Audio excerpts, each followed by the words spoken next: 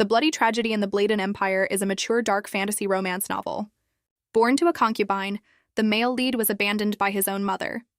He was forced to grow up surrounded by everyone's indifference within the splendid imperial palace. He harbored deep resentment toward his younger brother, who enjoyed everyone's affection. Later, he entered a marriage of convenience. However, his fiancée turned out exactly like his mother, reigniting intense feelings of love and hatred within him, needless to say. After that, the plot progressed exactly as the novel's title suggested. At this moment, she was staring at her phone, completely absorbed in the reader's discussions. All right, I get the main twist, let's check the comments. Endless streams of messages kept popping up. This story got a 19+ rating purely because of the brutality. I've read plenty of dark fantasy romances, but nothing this violent. I wish I could go back in time to before I opened Volume 3. I really shouldn't have read that last chapter. If you're into mature content, just buy Volume 2. Volume 1 is all background lore, but by Volume 3, the male lead snaps and slaughters everybody. Yet, in the prologue, he was just so cute. Guess this isn't my cup of tea. Is the cover of Volume 3 really that gory? She quickly hit the like button, a faint smile playing on her lips. When people tell me not to read something, it honestly just makes me more curious. Getting overly invested in the novel she was reading, she suddenly blushed and let out a squeal, bewildering the people walking past her. Oh my God! Her heart raced as she kept scrolling, finding nothing but steamy scenes mixed with extreme violence. Did it get a 19+ rating for the gore or the smut? She hurriedly slapped a hand over her screen and let out a heavy sigh. Continuing her walk, the girl thought to herself, I'll have to finish this at home. I definitely can't read it out here. All of a sudden, someone screamed. In that split second, she found herself standing right in the path of a speeding truck. Hey, miss, watch out! The girl's eyes went wide as the glaring headlights rushed toward her. People always say that right before you die, your most beautiful memories flash before your eyes like a movie. Yet in that final moment, my only thought was, please don't let anyone look at my phone. Sometime later, she woke up in a completely unfamiliar world, her heart pounding in confusion. My God, why am I here? Just then, a voice snapped her out of it. Did you doze off again? Her face scrunched up in bewilderment. Huh? Chelsea crossed her arms. I told you to go forage some mushrooms for dinner. Lucetta's mind was reeling. What mushrooms? I don't even know how to pick them. Wait, who is this lady? The woman kept nagging. Whenever you find a comfortable spot, you just plop down and act lazy. The bizarre situation was too much for the girl to process. What on earth is going on right now? The strange woman scolded her further. Are you even listening to me? Her voice trembled as she tested the word. Mom. Mother? The woman narrowed her eyes in pure annoyance. Why are you talking to me like I'm a stranger? Looking around frantically, the girl asked, Where is this? Who am I? The woman sighed, exasperated. Are you still half asleep? Lucette, this is the mountain behind Zenon Village, where we live. Zenon Village was a tiny settlement nestled deep in the mountains near the border of the Bladen Empire. She jolted in sheer terror. The Bladen Empire? A horrifying thought crossed her mind. Could it be the very same Bladen Empire from The Bloody Tragedy in the Bladen Empire? The more the pieces fell into place, the paler her face became. Don't tell me I actually reincarnated into that absurdly violent, gory 19+ novel. A whole week drifted by, until one day Chelsea called Lucette to the dining table. By now, Lucette had fully accepted her new reality. I made a stew out of the mushrooms you foraged, Chelsea said. Lucette immediately offered a compliment. Wow, it smells delicious. Adapting perfectly to her new life, Lucette flashed a radiant smile. Let's dig in, Mom. Her new mother gently added, There's plenty left in the pot, so just let me know if you want a second bowl. I will. I'm definitely having 2 bowls, she replied eagerly. Chelsea chided her with fond affection. Don't be too greedy now. Her name was now Lucette. Her father had passed away from a severe illness when she was just a toddler. She lived alone with her mother, Chelsea. They resided in Zenon Village, a remote mountainous region far from the capital. The local lord of this territory used to be a music composer, supposedly known as some kind of eccentric, talented artist. Lucette happily slurped her stew while sinking deep into thought. In other words, this is the absolute perfect place to live a peaceful life without worrying about the main plot. Over in the Imperial Palace, the battle for succession must be incredibly cutthroat right now. Unlike me, living a delightfully simple life in this cozy, shabby little house without a single care in the world. Chelsea watched her warmly. Is it good? Lucette couldn't stop nodding. It's super delicious. Chelsea beamed with maternal satisfaction. Of course it is. Your mother cooked it, after all. This mundane scene unfolding before her truly warmed her soul. Warm meals and a loving family. Her mother blinked. Why are you suddenly staring at me like that? Lucette smiled softly and replied, It's nothing, though her heart fluttered with joy. This is exactly the idyllic life I've always dreamed of. Chelsea casually mentioned, Someone's coming by this afternoon to fix our roof. Lucette nodded obediently. Got it. Up on the house, a worker grumbled, This roof is always giving you trouble, huh? Another guy chimed in, Well, the house is getting pretty old. Chelsea called up from the yard, Thanks for always coming over to patch it up for me. Suddenly, a familiar woman's voice rang out, taking Chelsea by surprise. Well, look who's here. The neighborhood aunt greeted them warmly. Roof acting up again? Here, I brought some fresh apples for you to try. Chelsea looked a bit bashful. Oh, Dahlia, you just gave me a whole sack of potatoes the other day. I feel so bad accepting your food all the time. Dahlia waved off her concern. Oh, stop being so shy and just take them. Neighbors have to look out for one another. Standing quietly on the side, Lucette thought, That's Ms. Dahlia. They'll probably be gossiping for a while, so I might as well go for a little walk. She slipped away, breathing in the fresh mountain air and breaking into a contented smile. Her worn leather shoes glided lightly across the grassy meadow. Joyous thoughts flooded Lucette's mind. I really hit the jackpot. At first, I was panicking because I reincarnated into such a dark, tragic world. But look at how incredibly peaceful this place is. Quiet countryside villages really are the best. Just then, a weak, desperate voice caught her attention. Stop it! The frail-sounding boy pleaded. Give my glasses back. A much larger kid sneered at him. What was that? I couldn't quite hear you. If you beg a little more sincerely, I might just think about it. Then the bullied boy weakly raised his hand to swat the bully's arm away. Don't do that. Watching from a distance, Lucette narrowed her eyes. What are those little brats up to? Are they ganging up on that poor kid? The boy raised his voice. Just give it back right now. The local bully scoffed indignantly. If you didn't want us to take your stuff, why were you blocking the road reading your stupid book? The unlucky kid shot back. Why don't you guys just go play somewhere more spacious? Suddenly, he lost his footing and tumbled backward, splashing right into a muddy puddle while the other children roared with cruel laughter. The sudden splash made Lucette panic, and she gasped out loud, No! The mean kids kept throwing insults at him. Look at you, all soaked like a wet rat. Do you love playing in the mud that much? They ruthlessly mocked him further. Don't try to blame it on not having your glasses either. The ringleader dangled his prize. Hey guys, what should we do with these dorky glasses? Should I just crush them? Suddenly, Lucette's sharp voice cut through the noise. Hey, you! Marching over with furious determination, she yelled at them. You cowardly bullies! She screamed. At that exact moment, the drenched boy looked up, his eyes seeming to reflect a galaxy of stars. She aggressively wiped a bead of sweat from her forehead. A whole gang ganging up on one single person. Have you no shame? Ignoring the bullies, Lucette slowly walked right up to the edge of the muddy puddle. Her expression softened into a bright, gentle look as she asked with genuine concern, Are you okay? Reaching her hand out toward the soaked boy, she smiled. If you're all right, grab my hand. Cold drops of muddy water dripped down his dark hair and fell from his chin.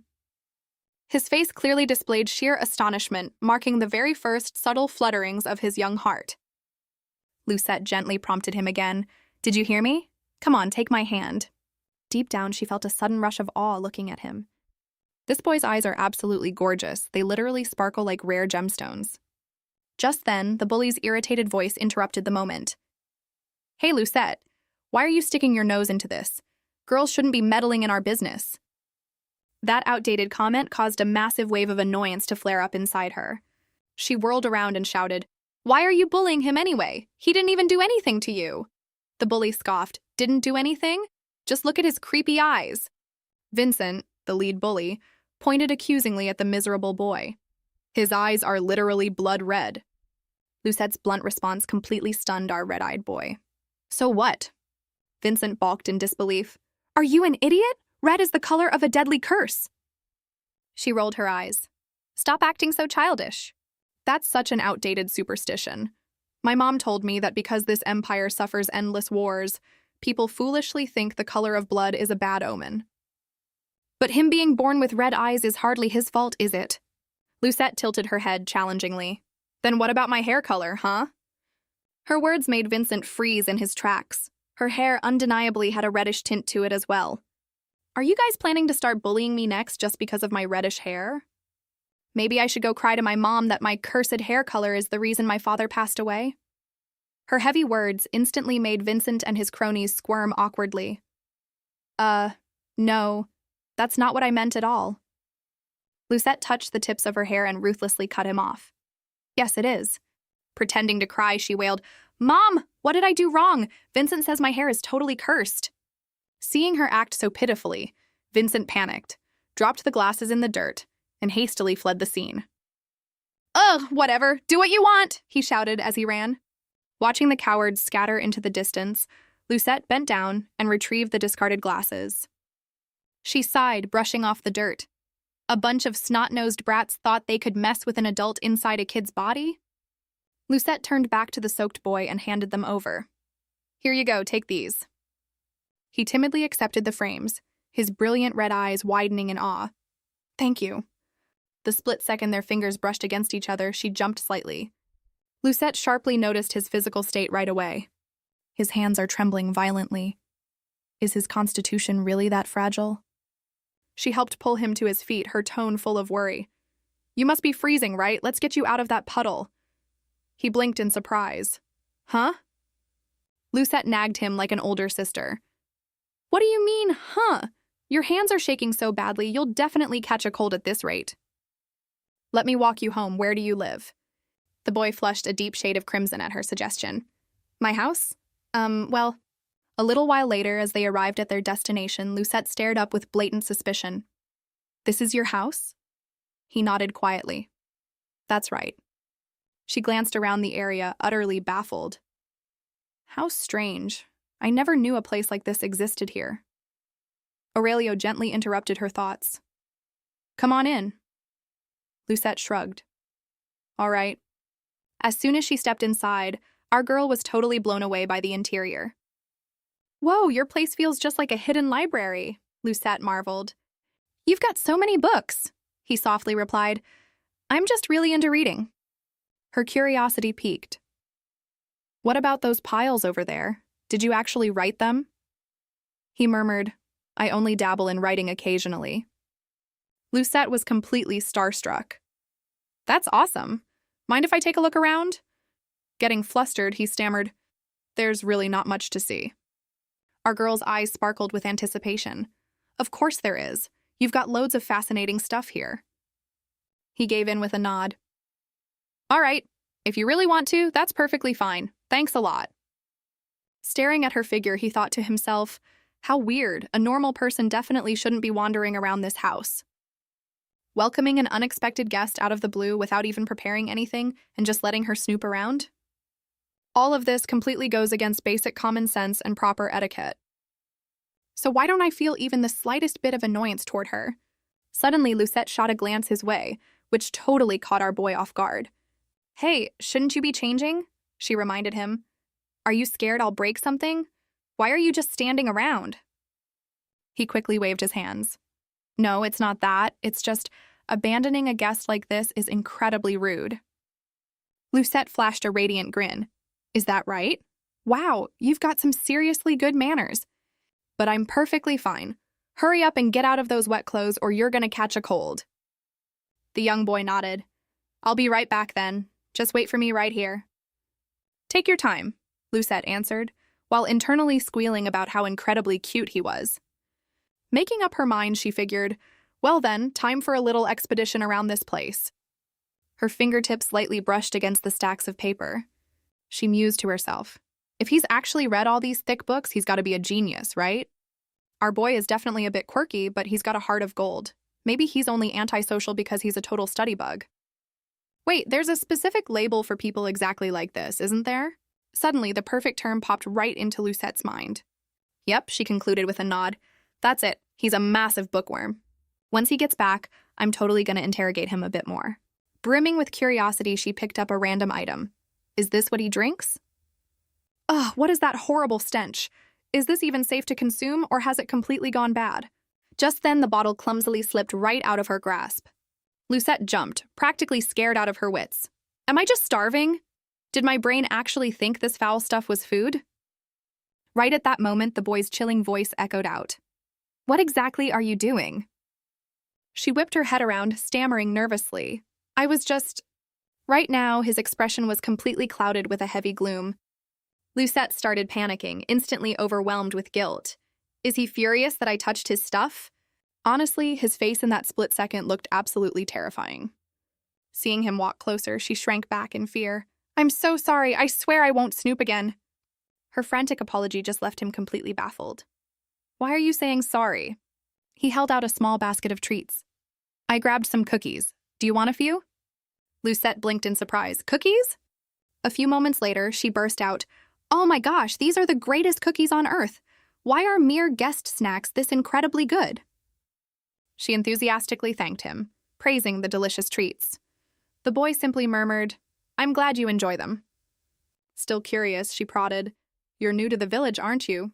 When did you move in? He answered softly, Just 4 days ago. Lucette was shocked. I totally knew it. No wonder I'm only bumping into you today. He offered a bright smile, adding, Please take care of me. Her curiosity flared up again. Wait, isn't that bizarre? A couple of days ago, this was just an empty lot, right? When I got here, the house was already built. I suppose you don't know the details either. By the way, are all these massive books really yours? He rubbed the back of his neck, looking bashful. Yeah, they all belong to me. You're seriously incredible, Lucette praised. These look like incredibly dense reads. He gestured. That pile over there is mostly philosophy. She astutely pointed out, You must be a huge philosophy nerd, huh? But his next explanation utterly horrified her. Initially, I was fascinated by metaphysics, so I began researching it. However, the gap between theoretical constructs and physical entities, meaning if essentialism and axiology focus on matter, then epistemology targets the core of human nature. To put it simply, outcomes rely on how theory relates to entity. But that entire premise was shattered by modern methodology. Exactly. The materialization. The ego adopted a new structure known as the a priori personality, forming the bedrock of a priori ontology. Our girl just sweat-dropped, thinking, this kid is getting way too deep into his nerdy hobbies. He's hyper-knowledgeable but entirely trapped in his own little world. A certified bookworm. Suddenly realizing he was rambling, our boy looked super guilty. I'm so sorry, I just blabbered a bunch of nonsense. Just then, a harsh coughing fit shook him. Worried, she shot up from her seat. Are you all right? Why the sudden coughing? Did falling into that puddle make you sick? The boy popped the lid off a small vial and rasped, It's fine. Drinking this will settle it. Lucette hovered nearby, wanting to intervene, but that strange medicine reeked absolutely horribly. What kind of medicine even is that? She asked. He simply replied, It's a special prescription made just for me. A wave of pity washed over Lucette. What kind of terrible illness forces him to drink such vile stuff? Is that so? She murmured softly. Moments later, Lucette zoned out, deep in thought. Would it be way too insensitive to ask about his medical condition right now? She lapsed into an awkward silence, her eyes awkwardly darting around the room. Out of nowhere, Lucette spoke up, making him flinch. I need to pop home for a second. What's wrong? Watching her head for the door, he frantically tried to stop her. Are you heading out already? Please wait. Despite his plea, Lucette still slipped out, leaving him all by himself in the silent house. Guilt suddenly gnawed at our boy's heart. Did I mess up somewhere? What exactly did I do wrong? Was I rambling too much? Or was it gross that I coughed and chugged weird medicine right while we were eating? No, maybe she finally caught on that there's something super fishy about this whole place. As a memory of the freezing, cutthroat imperial palace suddenly flashed in his mind, a shady figure had once warned him, Your Highness, keep this in mind. You absolutely cannot expose your true identity. Rest assured, I'll still cast a mass brainwashing spell on this entire village to keep you safe. But if any unexpected variable pops up, no matter who they are, just thinking about that chilling threat made Aurelio instinctively clench his fists tight. He slowly turned his head away, casting a lonely glance around the empty room. His eyes widened slightly, tinged with genuine confusion. This is so weird. After enduring constant criticism, cold indifference, and absolute neglect all because of my red eyes, I shouldn't even feel emotions anymore. So why do I feel so incredibly lost and hollow right now? Suddenly, a cheerful voice from outside yanked him right out of his gloomy spiral. "Hey, hurry and open up!" Lucette bustled back in with a blindingly bright smile. "Sorry, I just had to run home real quick." Intrigued, he asked, "What is that?" She held it up, explaining, "It's my mom's mushroom stew. Taking strong meds on an empty stomach is begging for a stomachache. It's still piping hot, so eat up quickly." Deeply touched, our boy whispered, "Thank you so much." "So that's why you dashed off in such a hurry." Looking a bit sheepish, Lucette rubbed her arm. "Sorry, I just wanted to get it here while it was hot. Does it taste good?" He nodded firmly. "Yes, it's incredibly delicious." She instantly lit up. "Awesome. Then hurry up and finish it." Then it hit her. "Oh, shoot, I never even got your name. What are you called?" Giving her own intro, she smiled. "I'm Lucette, but you can just call me Lucy." The boy answered softly, "I'm Livinas, but you can call me Lev." Though in reality, our exiled prince's true name is Aurelio, but we'll save that drama for later. From that day forward, the two became fast friends, and Lev's grand house turned into their personal secret base. A triumphant shout echoed through the room. "I finally cracked it!" A complex puzzle cube sat perfectly solved on the table. Luce stared in pure awe. "You're insane, Lev. Are you actually a genius?" Blushing furiously, he waved it off. "It's really nothing. I still have a lot of flaws." She gasped dramatically. "Oh my god, if you have flaws, then what on earth am I?" "There's an ocean of stuff I don't know. Isn't it exhausting hanging out with an idiot like me?" He fiercely denied it. "Not at all. Honestly, you're the only one who makes me truly happy." Lucette blinked, totally bewildered. "Wait, what?" His tone was laced with raw gratitude. "Just you coming over here to hang out, talking and spending time with me, it makes me so incredibly happy. This is honestly the very first time I've ever experienced things like this. I'm so overjoyed that I kind of wish things could stay like this forever." Beaming like the morning sun, she cheerfully shot back, "Well, that doesn't sound too hard, right? We can definitely be like this forever. Come on, pinky swear on it. That way we're officially friends for life." He hooked his finger around hers, nodding. "I'll never forget this." Right on cue, Chelsea's voice broke through their little moment. "Luce, are you hiding in there?" Poking her head in, her mom scolded fondly, "You little rascal, I knew I'd find you here." Levinas gave a deeply respectful bow. "Good afternoon, Auntie." Chelsea smiled back warmly. "Hello there, Lev. Have you been doing well?" "Luch, please tell me you didn't show up empty-handed again. I always tell you to bring a gift when visiting." Lev politely thanked her for the thoughtfulness. She chuckled lightly. "Dealing with my chaotic kid must give you a huge headache, right?" Lev quickly shook his head. "Not at all. I actually have a lot of fun." "Wait, I'm only just finding out about this whole gift-giving rule, but Mom, you practically barge into everyone's house in the village." Lucette boldly stood up to argue her case, causing her mother's expression to ominously darken. "Mom, we're literally besties. We hang out every single day. I can't possibly bring a gift every single time." Chelsea just stood there, letting out a defeated sigh. Good Lord, just look at these two goofy kids. A short while later, our girl waved goodbye. "All right, Lev, catch you tomorrow. I'm heading home." He softly called out, "Get back safely." Without warning, Lucette reached out and affectionately patted Levinas's head. Flashing a smile, she told him, "Try not to get too bored while I'm away." He went completely rigid as he watched her leave, absent-mindedly raising a hand to the exact spot she had caressed. What is happening to me, he wondered, realizing that spending more time with her only made separating harder. "I just want to stay beside you for a little bit longer." Her mother looked intrigued. "Luce, you've been hanging out with that kid a lot lately, huh?" Lucette nodded.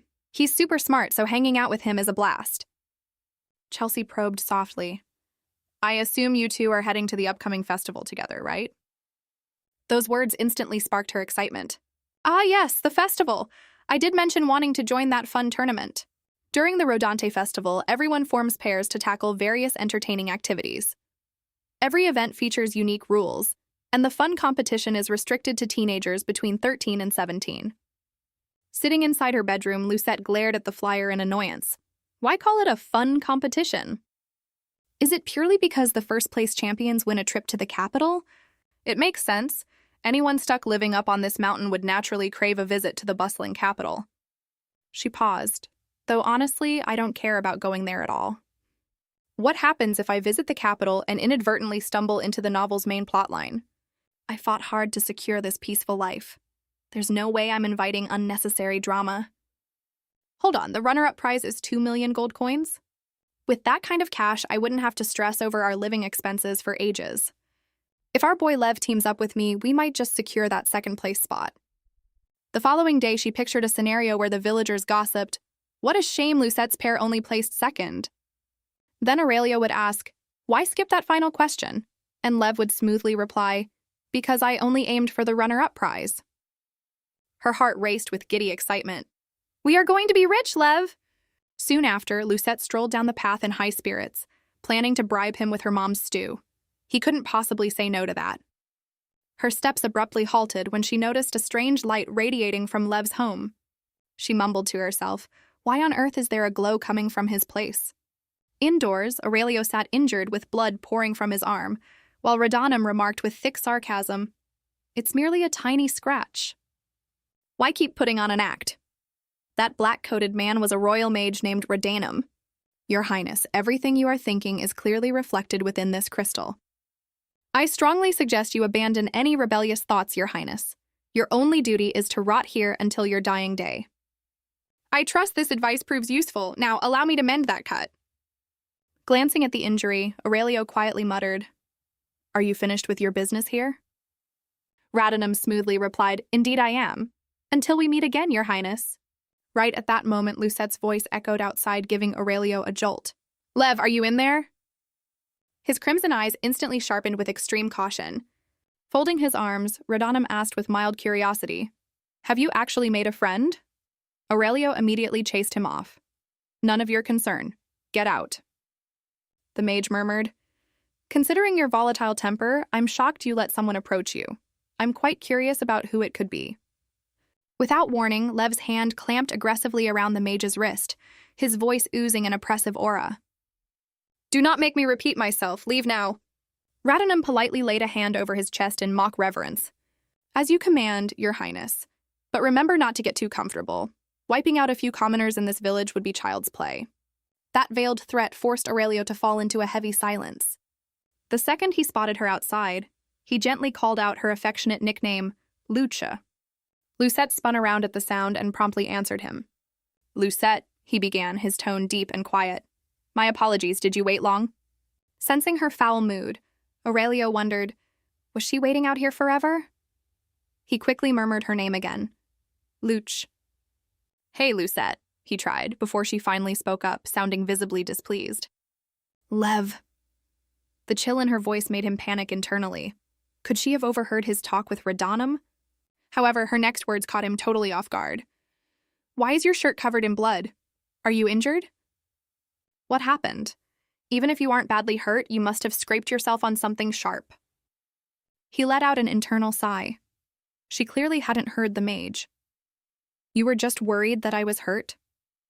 Lucette's face showed pure sincerity. "Obviously. I saw those red stains on your sleeves and panicked." "But how did it get so filthy?" Aurelio awkwardly answered, "I really don't know. I'm sorry for scaring you." She scolded gently. "Stop apologizing. As long as you're safe, that's what matters. I brought some of Mom's stew, so come eat while it's hot." "By the way, what were you doing inside just now?" He smoothly lied. "I was merely reading a book." Aurelio's chest felt incredibly warm. Spending time with our girl always made him happy, but it would be fatal if she learned his secrets. He murmured with a hint of hesitation, "Lucette, could I ask a favor? Please don't go up to the second floor from now on." Startled, she replied, "The upper floor? Sure, if that's what you want, but you need to pay more attention when someone knocks." Aurelio looked contrite. "I apologize, I'll definitely be more attentive next time."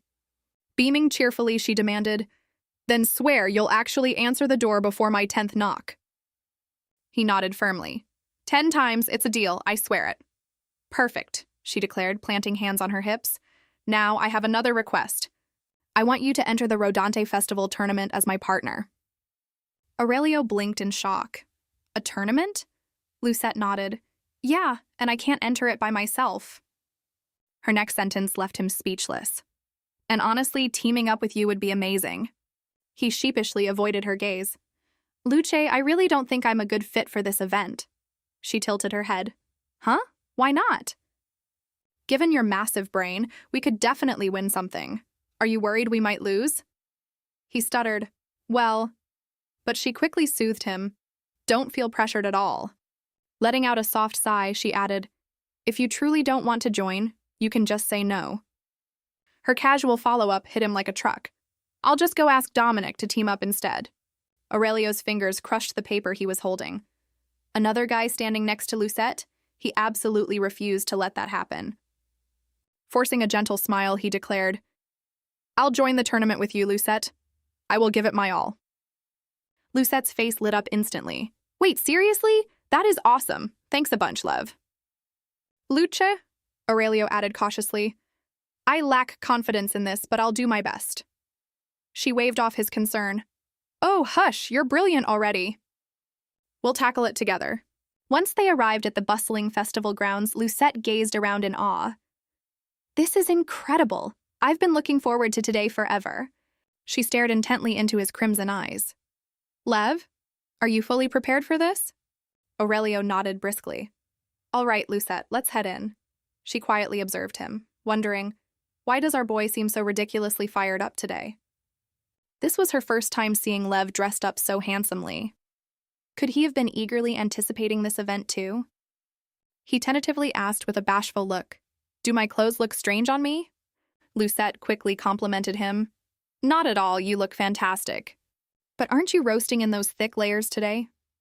No worries, I'm sure we can find something cooler for you to change into here. She couldn't help but wonder, does the poor guy only own that single plaid jacket? If he stays bundled up like that all day, he'll definitely melt. Lucette finally asked, Lev, is this your entire wardrobe? He nodded softly. Yes, that's everything. She dragged him to a stall. We'll fix that. Here, try putting this on. Moments later, Aurelio emerged and timidly asked, How does this look, Lucette? Is it decent? She clapped her hands. It looks perfect on you. The fabric is breathable, so it won't be sweltering, right? He pressed softly. Do you actually like it? Lucette averted her eyes, suddenly flustered. Obviously. I just didn't expect it to suit you this well. A bright smile graced Aurelio's lips. I'm glad. I only want to wear the things you like on me. Hearing that, Lucette's cheeks instantly exploded in a fiery blush. Oh my God, if anyone overheard him say that, they'd totally get the wrong idea. She stepped closer and offered, Lev, your hair is a bit unruly. Let me tidy it up. He nodded willingly. Go ahead. Internally, Lucette grumbled, Seriously, he needs to stop saying such suggestive things to people. Her fingers suddenly paused in his hair, prompting him to glance up. What is it? Is there dirt on my face? Lucette frantically waved it off. No, it's absolutely nothing. She had just noticed his lenses were entirely flat without a prescription. Why wear fakes? Before she could ask, Aurelio interrupted. Lucette, let's hurry, our transport carriage is here. She quickly agreed. Right, coming. Oh, take this too. My mom actually knitted it just for you. He carefully accepted the gift, murmuring a polite thanks. All of a sudden, a voice called out her name from a distance. She spun around in surprise. Dominic? The village boy jogged over, sounding inquisitive. Are you guys attending the festival as a pair? I assumed you were going to team up with me, he complained. Lev immediately plastered on a fake smile, offering a dry sorry. Dominic pouted playfully. What a tragedy. Oh well, I'm Dominic, by the way. What's your name? Aurelio coldly stated, Levinas. Dominic looked confused. Levinas? But I literally just heard Lucette call you Lev. Aurelio's tone plummeted to sub-zero temperatures. Address me as Levinas. Undeterred, Dominic offered, Hey, if Lucette ever gets annoying, just let me know. I can teach you ball games and show you the best scenic spots. She instantly bristled. Excuse me? I am absolutely not bothering him. Abruptly, Aurelio's voice cut through the air, icy and resolute. No. That is never going to happen. Frustrated, Dominic ruffled his own hair in defeat and jogged off. Ugh, fine, do whatever you want. You guys are no fun. She called after him faintly. Dominic, wait. Ignoring the fleeing boy, Aurelio turned a warm smile toward our girl. Lucette, shall we board the carriage? Following his lead, the two friends climbed aboard the transport carriage side by side. She sank into deep thought during the ride. Why was Lev acting so hostile toward Dominic? He flat out refused to share his nickname. Was our boy simply overwhelmed by strangers? Breaking the silence, Lev offered her a small pouch. You seemed to really enjoy these cookies last time, so I packed some for the trip. Are you serious? She beamed at him radiantly.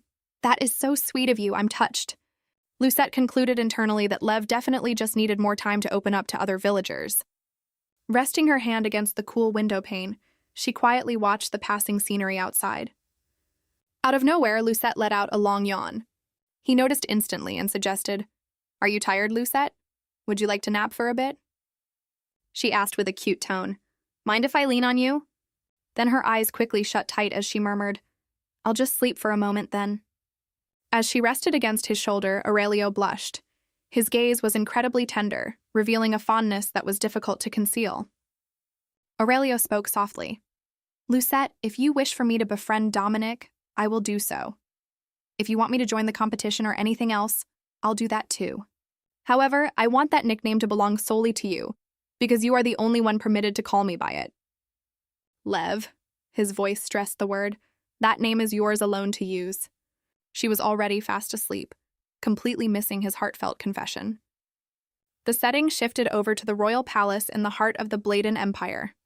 Rushed footsteps echoed loudly throughout the grand hall. A heavy door swung open violently, and a panicked voice shouted out. Radanum, someone yelled for him. A blond boy frantically declared, What should I do? My brother Aurelio is missing.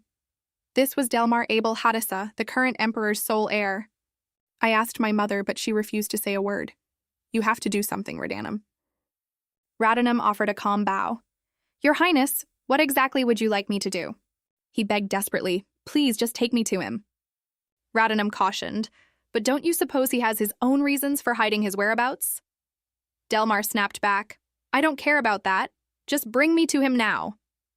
He pointed out, I cannot guarantee he even wants to see you, though the boy's tone remained dead serious. I am absolutely sure he misses me immensely, Delmar asserted with confidence. Radanum smirked, his voice laced with hidden intent. Is that really true?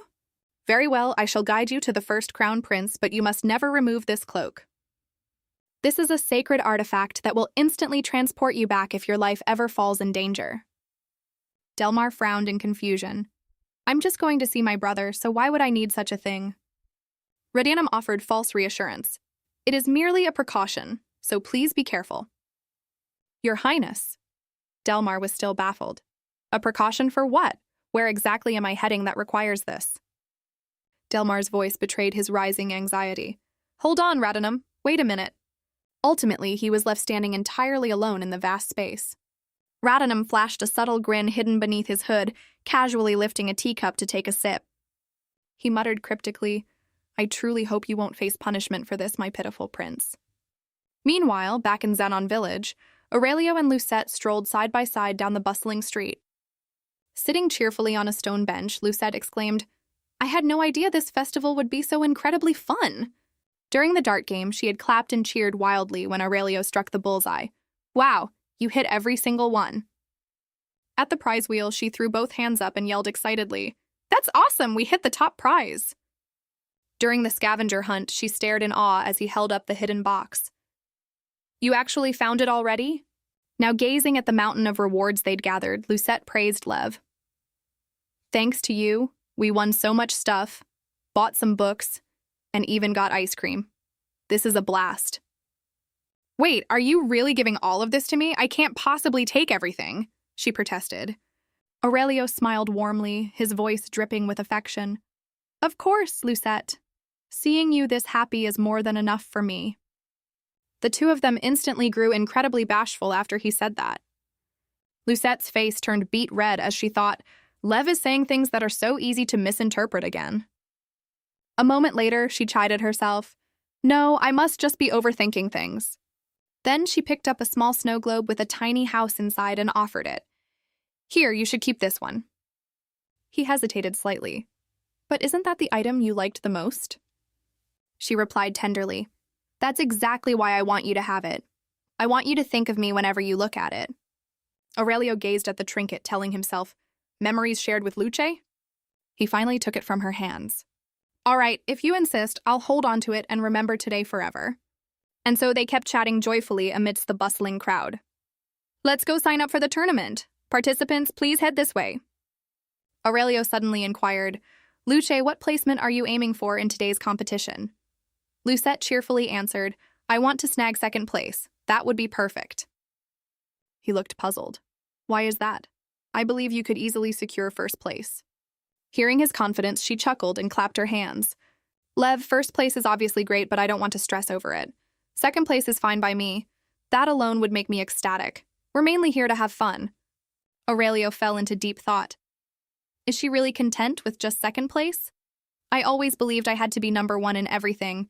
But now I see, even if it's not flawless, being happy is what truly matters. Lucette chimed in again. Besides, I don't care at all about the grand prize trip to the capital. He quickly agreed. I don't either. She beamed brightly and said, I knew we were on the exact same wavelength. Suddenly, Lucette froze in her tracks for a moment. Looking at a nearby stall, she remembered something. Oh, right, Mom told me I needed to stop by that shop. She spun around and told him, Lev, I completely forgot an errand my mom gave me. I'll be back in a flash. Could you go wait up ahead? Aurelio nodded. Sure, no problem. Catch you later. Lucette hurried off down the street, waving a quick goodbye. A short while later, in front of the Rodante competition's sign-up tent, the gathering crowd gossiped and murmured amongst themselves. Aurelio glanced around, searching the area. I wonder why Lucette is taking such a long time. Suddenly, a voice demanded from behind him. Why isn't anyone answering? Are you ignoring what I'm saying? Delmar was currently gripping a stranger's hand, throwing a fit. There's absolutely no way you haven't seen him. Has nobody here seen a boy with black hair and crimson eyes? Aurelio glanced over at that all-too-familiar face and recognized him instantly. Delmar?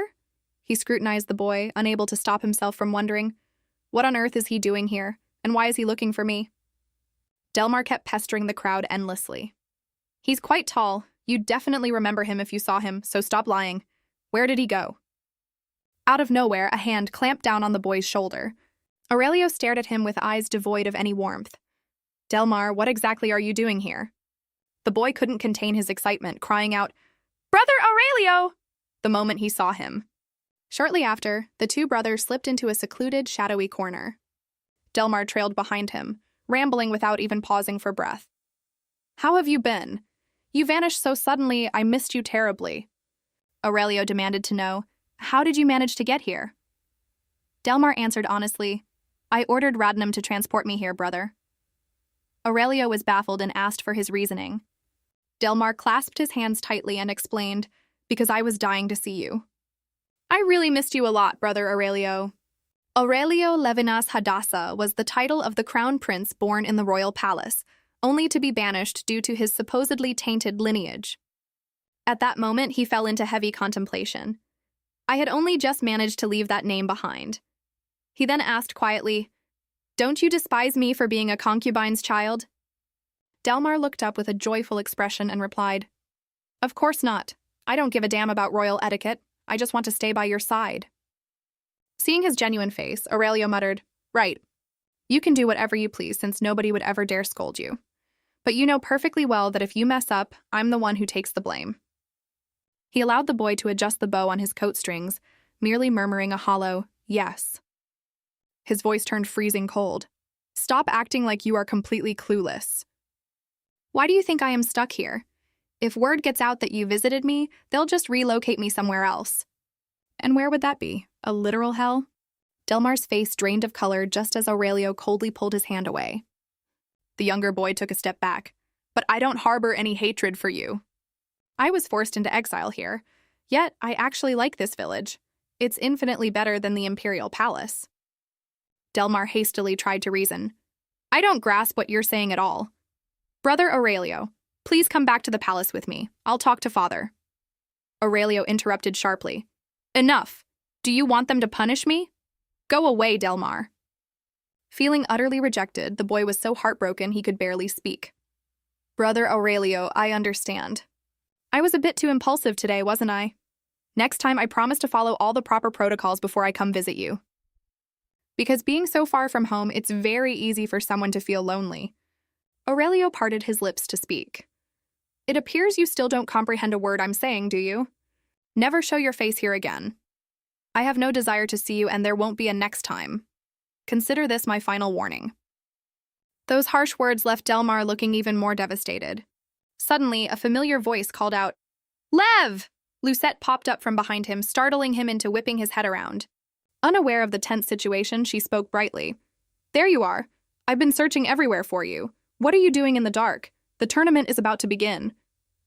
Delmar gaped at her while Aurelio simply murmured, Luce.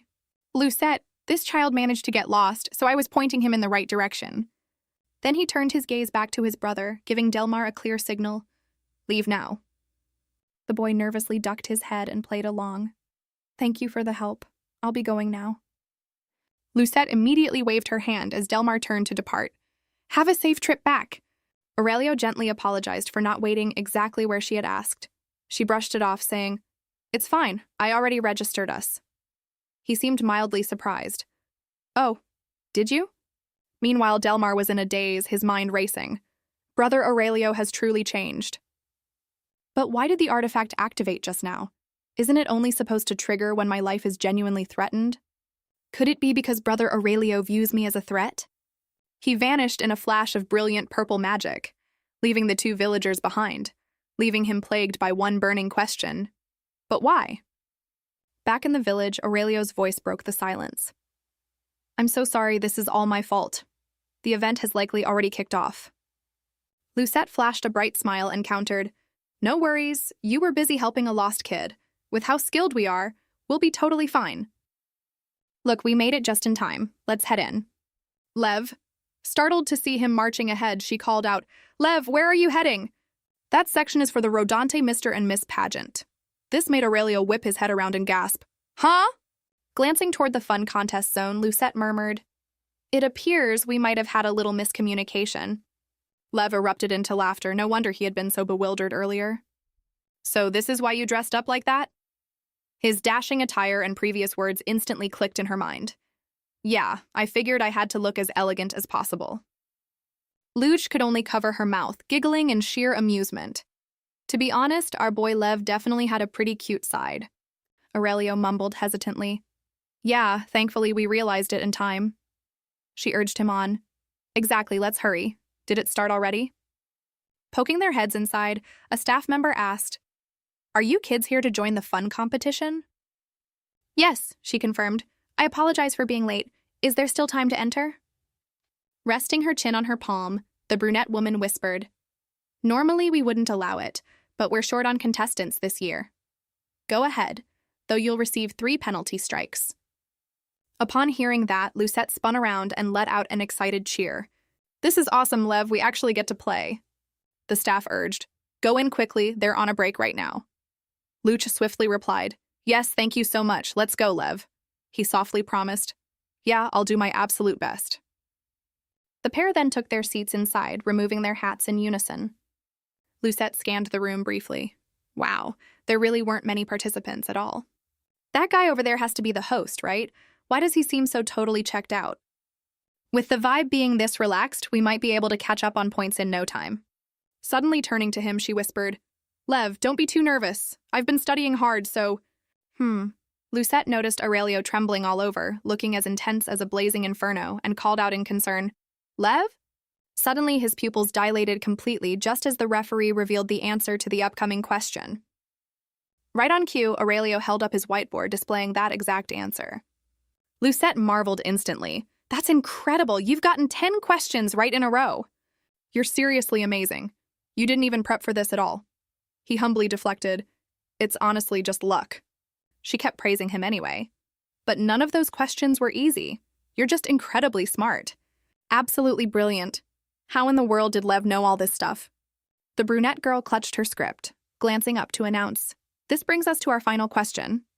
A very long time ago, the former emperor executed every single mage who harbored malicious intent against our empire. At that moment, while all other mages surrendered, only one stubbornly held out until the bitter end. Though he was branded a traitor, his phenomenal intellect and magical prowess earned him a memorial." What was this mage's name? Aurelio knitted his brows upon hearing the prompt, sinking deep into thought. The remaining contestants murmured among themselves, "I've never heard this tale. Didn't the mages all die? How are we supposed to know?" Lucette had to concede that this trivia was brutally hard. "Do you actually know it?" He smiled softly. "I do. But if I get it right, we'll end up in first place, so I'll just skip it."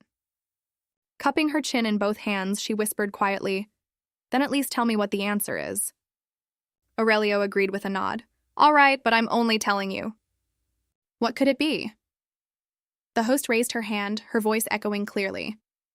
"And the correct answer is..." Aurelio mouthed the word, "Radanum."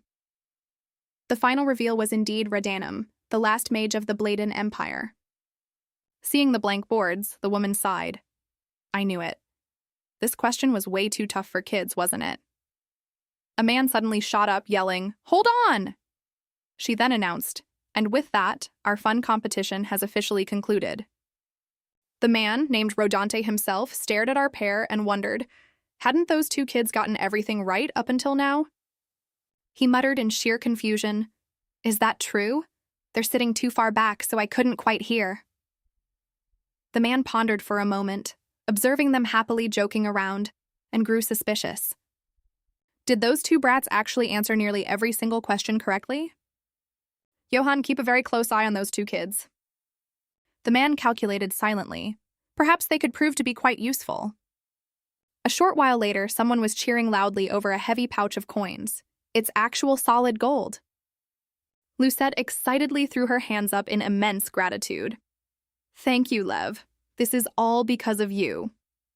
Aurelio hugged the pouch to his chest and congratulated her. "What are you planning to do with our winnings?" An idea immediately sparked in her mind.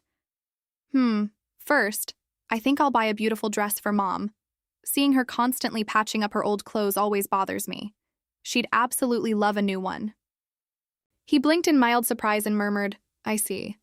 In that case, I want to pitch in for a gift for your mother, too. If you need extra cash, take mine." Lucette gasped in utter confusion. "Huh? What are you talking about?" "Lev, we agreed from the start that the prize money would be split right down the middle." He earnestly explained, "Your mother has always been so incredibly kind to me. I really want to repay her somehow." Scratching her cheek in an awkward manner, Lucette replied, "I appreciate the sweet thought, but all right. If I take your share, I'll feel super guilty, so instead, I'll grant you 3 wishes." Aurelio was momentarily taken aback, repeating blankly, "Wishes?" She held up 3 fingers, elaborating, "I just feel like I've already received way too much from you. I want to do something nice for you in return." His cheeks flared a bright shade of red, leaving him no choice but to nod along. "All right, if you insist, I agree."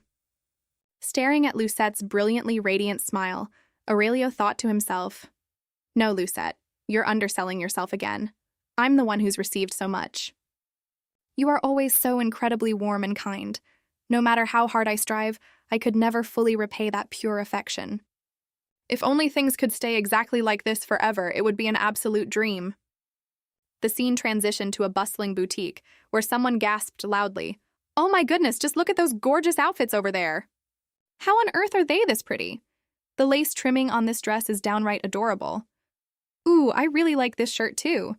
Clapping her hands together in glee, Lucette beamed, "Shopping is just endlessly fun." She held up 2 distinct dresses, peering over her shoulder to ask, "Lev, look. Which one of these 2 is better?" Aurelio, currently struggling to balance an armful of shopping bags and a pile of clothes draped over his head, groaned out, "What? What did you just ask?" Lucette sprinted over in a panic. "Oh my gosh, I'm so sorry, I wasn't paying attention. Do you want to take a break?" Looking utterly drained, he replied, "Sorry, I think I'll go sit over there for a minute." Lucette offered a sheepish smile, blaming herself entirely. Geez, I guess I just got carried away. It's literally been years since I last went shopping, so all of a sudden, a glint of something shiny snagged Lucette's full attention. She gazed at the display necklace in sheer awe, whispering, "This piece is absolutely stunning. I wonder if it costs a fortune?" Never mind. There's no point in even checking the price. I should probably just focus on this massive pile of clothes instead. Meanwhile, Aurelio merely sat in quiet resignation on his designated chair, patiently waiting for her to finish browsing. Before long, the evening twilight descended upon them. Sitting comfortably in the carriage, she asked, "Lev, what was your absolute favorite part of today?" He pondered the question for a moment before replying, "I honestly can't pick just one. Playing games, going shopping, and doing puzzles, I experienced all of those for the very first time today." Lucette was visibly stunned. "Wait, really? You've never done any of that before? For the next festival, do you want to team up with me again?" Aurelio unexpectedly echoed back, "The next festival?" He bashfully brought a hand up to cover his mouth, prompting her to guess, "Oh, do you not want to go?" Aurelio adopted a dead serious expression. "By next year, I don't think I'll be allowed to compete in the puzzle-solving event anymore." Hearing his bizarre reasoning, Lucette's face froze entirely, leaving her stiff as a board for several long seconds. She gave his shoulder a reassuring pat, explaining, "I didn't invite you just so you could answer trivia, though winning a bunch of cash was definitely nice." Aurelio blinked naively. "Is that true?" Lucette nodded firmly. "Of course it is. I bought all these gifts as a huge thank you, and I feel incredibly happy right now. I want us to hit the festival next year simply because I love spending time having fun with you." That honest confession caused Aurelio's pale cheeks to flare a brilliant red once again. Out of nowhere, he spoke up, catching Lucette totally off guard. "Hey, since we're on the topic, can I cash in one of my wishes right now?" She watched curiously as he reached deep into one of his bags, wondering aloud, "Already? So soon?" Aurelio pulled out the exact same necklace Lucette had been eyeing earlier, stating softly, "I noticed that you didn't buy a single thing for yourself. I bought this because I thought it would look perfect on you. Will you accept it?" She stared down at the jewelry, recognizing it instantly. It was the very necklace I had been admiring just hours ago. Lucette's heart did a chaotic backflip in her chest. But it looked so incredibly expensive. "How did you even—" Aurelio gently cut her off. "I just really want you to wear it." Scooting a bit closer, he offered softly, "May I put it on for you?" She then turned her back to let Aurelio clasp the necklace around her neck. She thought to herself, "So it turns out he really was watching me all along. How long was he actually observing me? It's true that I didn't get a single thing for myself. He would never have noticed if he wasn't paying super close attention." Pulling his hands away, he murmured, "All done. It suits you beautifully." That sent Lucette into another spiral, wondering, just how intensely were you paying attention to me? She lowered her fingers to lightly trace the pendant, hearing his gentle whisper right by her ear. "Thank you for accepting my little gift." Suddenly, Lucette blurted out, "You'd better quickly think of your next wish, because right now it feels like I'm the one getting wishes granted." Aurelio's face completely froze in panic. "Next wish? I wish for you to stroke my hair." She immediately waved it off. "Not that kind of wish. I can do that for you literally whenever." "Try to think of something that actually counts as a real proper wish." Lucette happily ruffled his dark hair, flashing a brilliant smile as she added, "But all right, I'll definitely do this for you now." Deep down, she thought to herself with a fond sigh, "Honestly, I could never win an argument against our boy Lev." Aurelio whispered gratefully, "Thank you, Luce." She instantly shook her head, correcting him. "No way, I'm the one who should be thanking you." A short while later, Lucette found herself indoors thinking, "Am I home already? Is the house empty? Has Mother not come back yet? I really want to show her these presents." Yet that final query struck a chord. "Radanum, I've definitely come across that name in the past."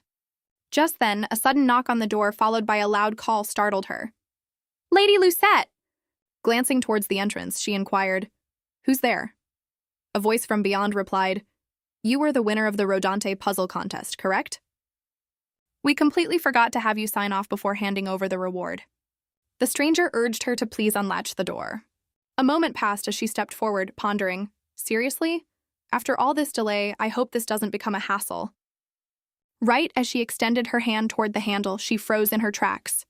Hold on, I never put my home address on the sign-up sheet. Could this be someone with malicious intent? Following that realization, she offered a polite dismissal. I apologize, but I'm feeling rather exhausted right now. Could you return tomorrow? The visitor had no choice but to concede. Understood, I shall take my leave then. Pressing her ear to the wood, Lucette listened carefully and determined they were indeed walking away. As expected, the enigmatic visitor departed from the residential block. Out of nowhere, the figure glanced back with a chilly scoff. Rubbing his jaw, Radanum whispered, "She's remarkably perceptive.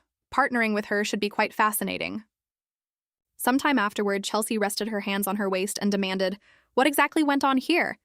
Who has the nerve to stalk my little girl? If I get my hands on them, they'll regret it." Lucette held her back. "I'm perfectly all right, Mother, so please let it go. Don't be so worked up, just check out your present. Aurelio and I picked out the absolute best for you." She eagerly lifted the gown from its packaging and gasped, "This is gorgeous. I couldn't be prouder of you." Lucette beamed. "Isn't it amazing?" A moment later, Chelsea halted, catching sight of something unusual. She focused on the pendant around Lucette's neck and questioned, "Hold on, Lucette, where did you get that necklace?" She answered truthfully, "This? It was a gift from Aurelio." Chelsea pressed, "Is that true?" Lucette nodded. "Yeah. Is there an issue, Mom?" Inwardly, Chelsea recognized its immense value, doubting whether it was appropriate for her daughter to receive such an extravagant item, but she dismissed it aloud. "Oh, it's nothing." On another note, ensure the door is securely locked from now on, as my schedule will be packed starting tomorrow. Taken aback, Lucette asked, "You're going to be busy?" Nodding in confirmation, Chelsea's lips broke into a grin as she revealed that she and Dahlia were launching a goods shop in Rodante. A full season had elapsed since the establishment of Chelsea's shop, bringing numerous shifts to Lucette's daily routine. Within the bustling shop, a customer called out, "Pardon me, could you assist me in locating some goods?" She answered promptly, "Absolutely, just give me a second and I'll be right with you." Glancing around at the lively crowd, Lucette reflected on how hectic every single day had become. Meanwhile, both she and Dahlia were cheerfully interacting with the patrons, saying, "I'll be right over, thanks for your patience." Observing this scene brought her joy as well. She was genuinely relieved to see her mother so content. It was safe to say her mother had been brimming with vitality ever since the business launched.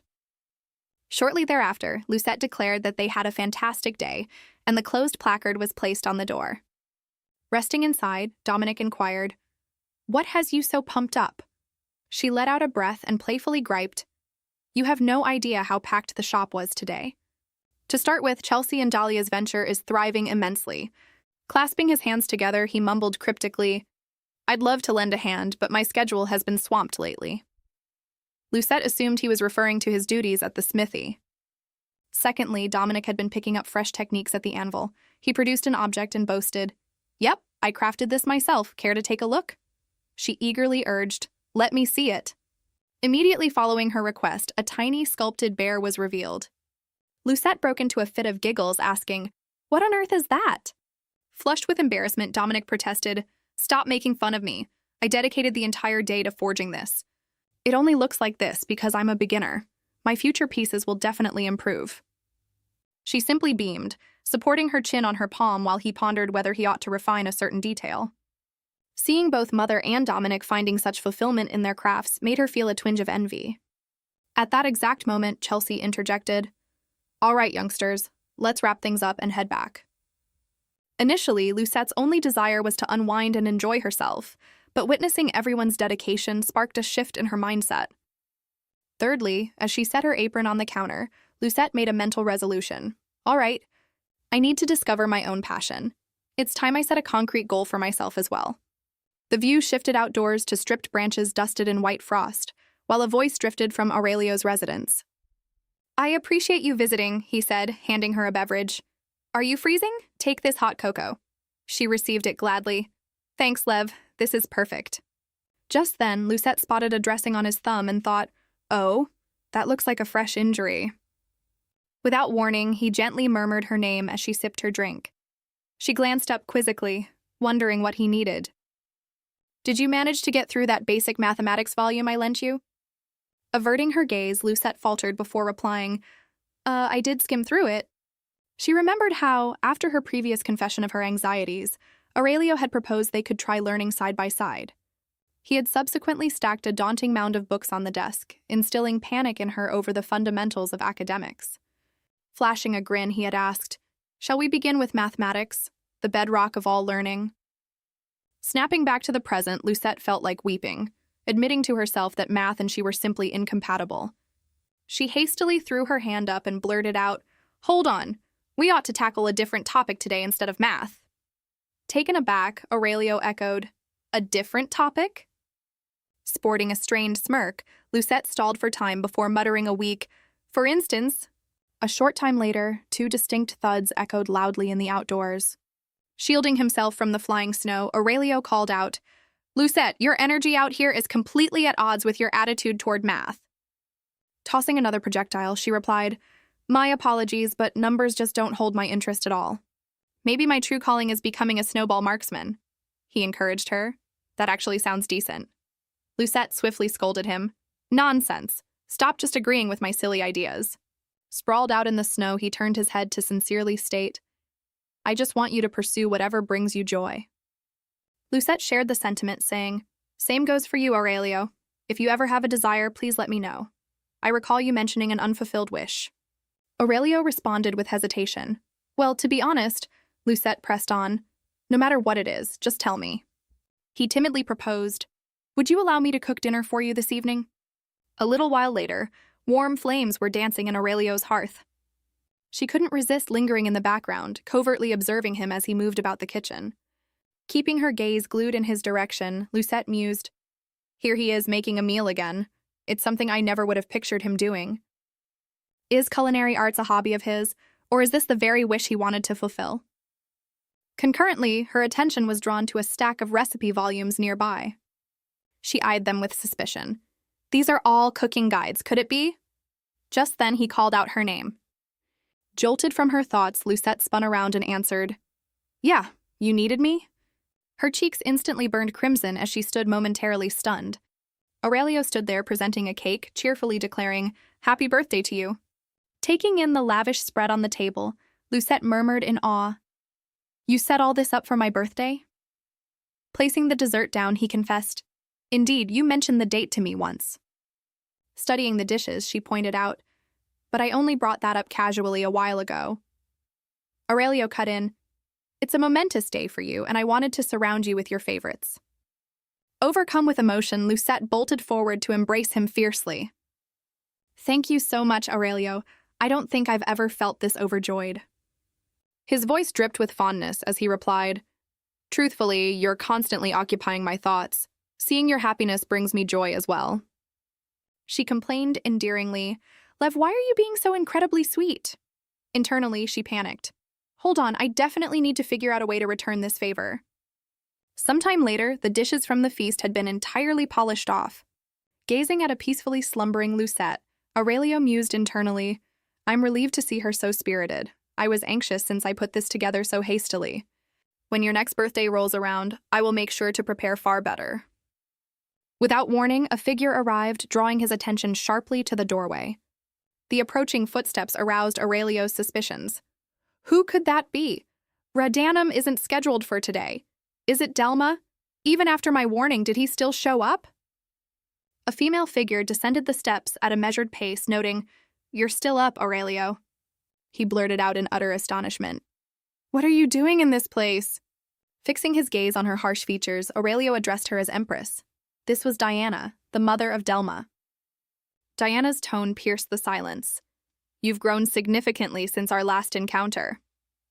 Flustered, Aurelio nervously stammered, "Is that so?" Tilting her head, she responded, "Indeed. Are you finding things difficult here? Do you require any assistance from me?" Aurelio respectfully lowered his head, stating, "I am doing well, but I appreciate your inquiry." Casting his eyes sideways, he wildly speculated on the real motive behind her abrupt visit. "I believed our paths would never cross again. If some severe issue prompted her to travel all this way, what could it be?" Abruptly pivoting, Diana confessed, "To tell you the truth, I was rather taken aback." Connecting Diana with Delma, Aurelio theorized that she might still harbor anxieties regarding the line of succession. Just then, her voice dropped an octave. I do harbor some concerns regarding that matter. Mentally swearing not to allow her inside where she might discover vulnerabilities to exploit, he answered, I trust the royal family had valid grounds for their ruling. Diana proceeded to probe, Quite so, Aurelio. Therefore, are you remaining safe and out of peril? He gave a firm nod. Yes, Your Majesty. Squinting slightly, she demanded, Is that the absolute truth? My inspection is complete, so I shall take my leave now. He prompted, Was there nothing else you wished to discuss? Internally, he reeled in shock, marveling that she was simply walking away. Noting his silence, Diana glanced back with a final caution. No, just make sure you remember to take your medication. Gripping the stair railing, he answered anxiously. Understood, I will. Peering into the glaring light outside, Aurelio questioned her motives. Was her entire trip solely to check up on my condition? If that's true, being exiled to this isolated mountain isn't the worst fate. They only visit like owners dropping in on a pet out of boredom. His fists instinctively balled up tight. Linking the visit to those three figures, he sighed inwardly. Enduring inspections from all of them is utterly aggravating. Perhaps they suspect that my demeanor has shifted somewhat. A short while later, he nudged the door ajar and deliberately made his way back indoors. Staring affectionately at the slumbering Lucette, Aurelio murmured, Your presence is all I need, Lucette, and I won't let anything tear us apart. Clasping her hand gently, he resolved that he needed a strategy to keep both of them safe. There was no way he would allow Lucette to come to harm. By the following day, Aurelio greeted her with concern. How are you feeling? Noticing Lucette's ashen complexion, he surmised, You really don't look so good. Are you exhausted? But Lucette quickly dismissed his worry. No, Lev, I'm completely fine. Rubbing her stomach, she pondered whether eating too hurriedly the day before had caused her current discomfort.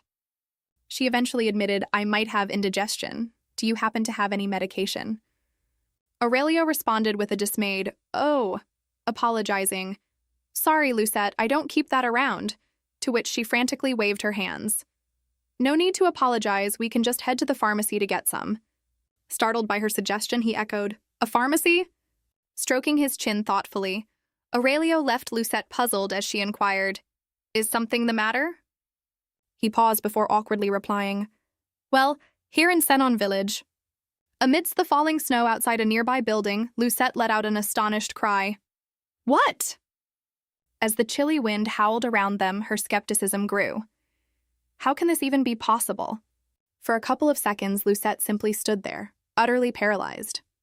Gazing at the dilapidated establishment before them, she grumbled, Our village's pharmacy is practically in ruins.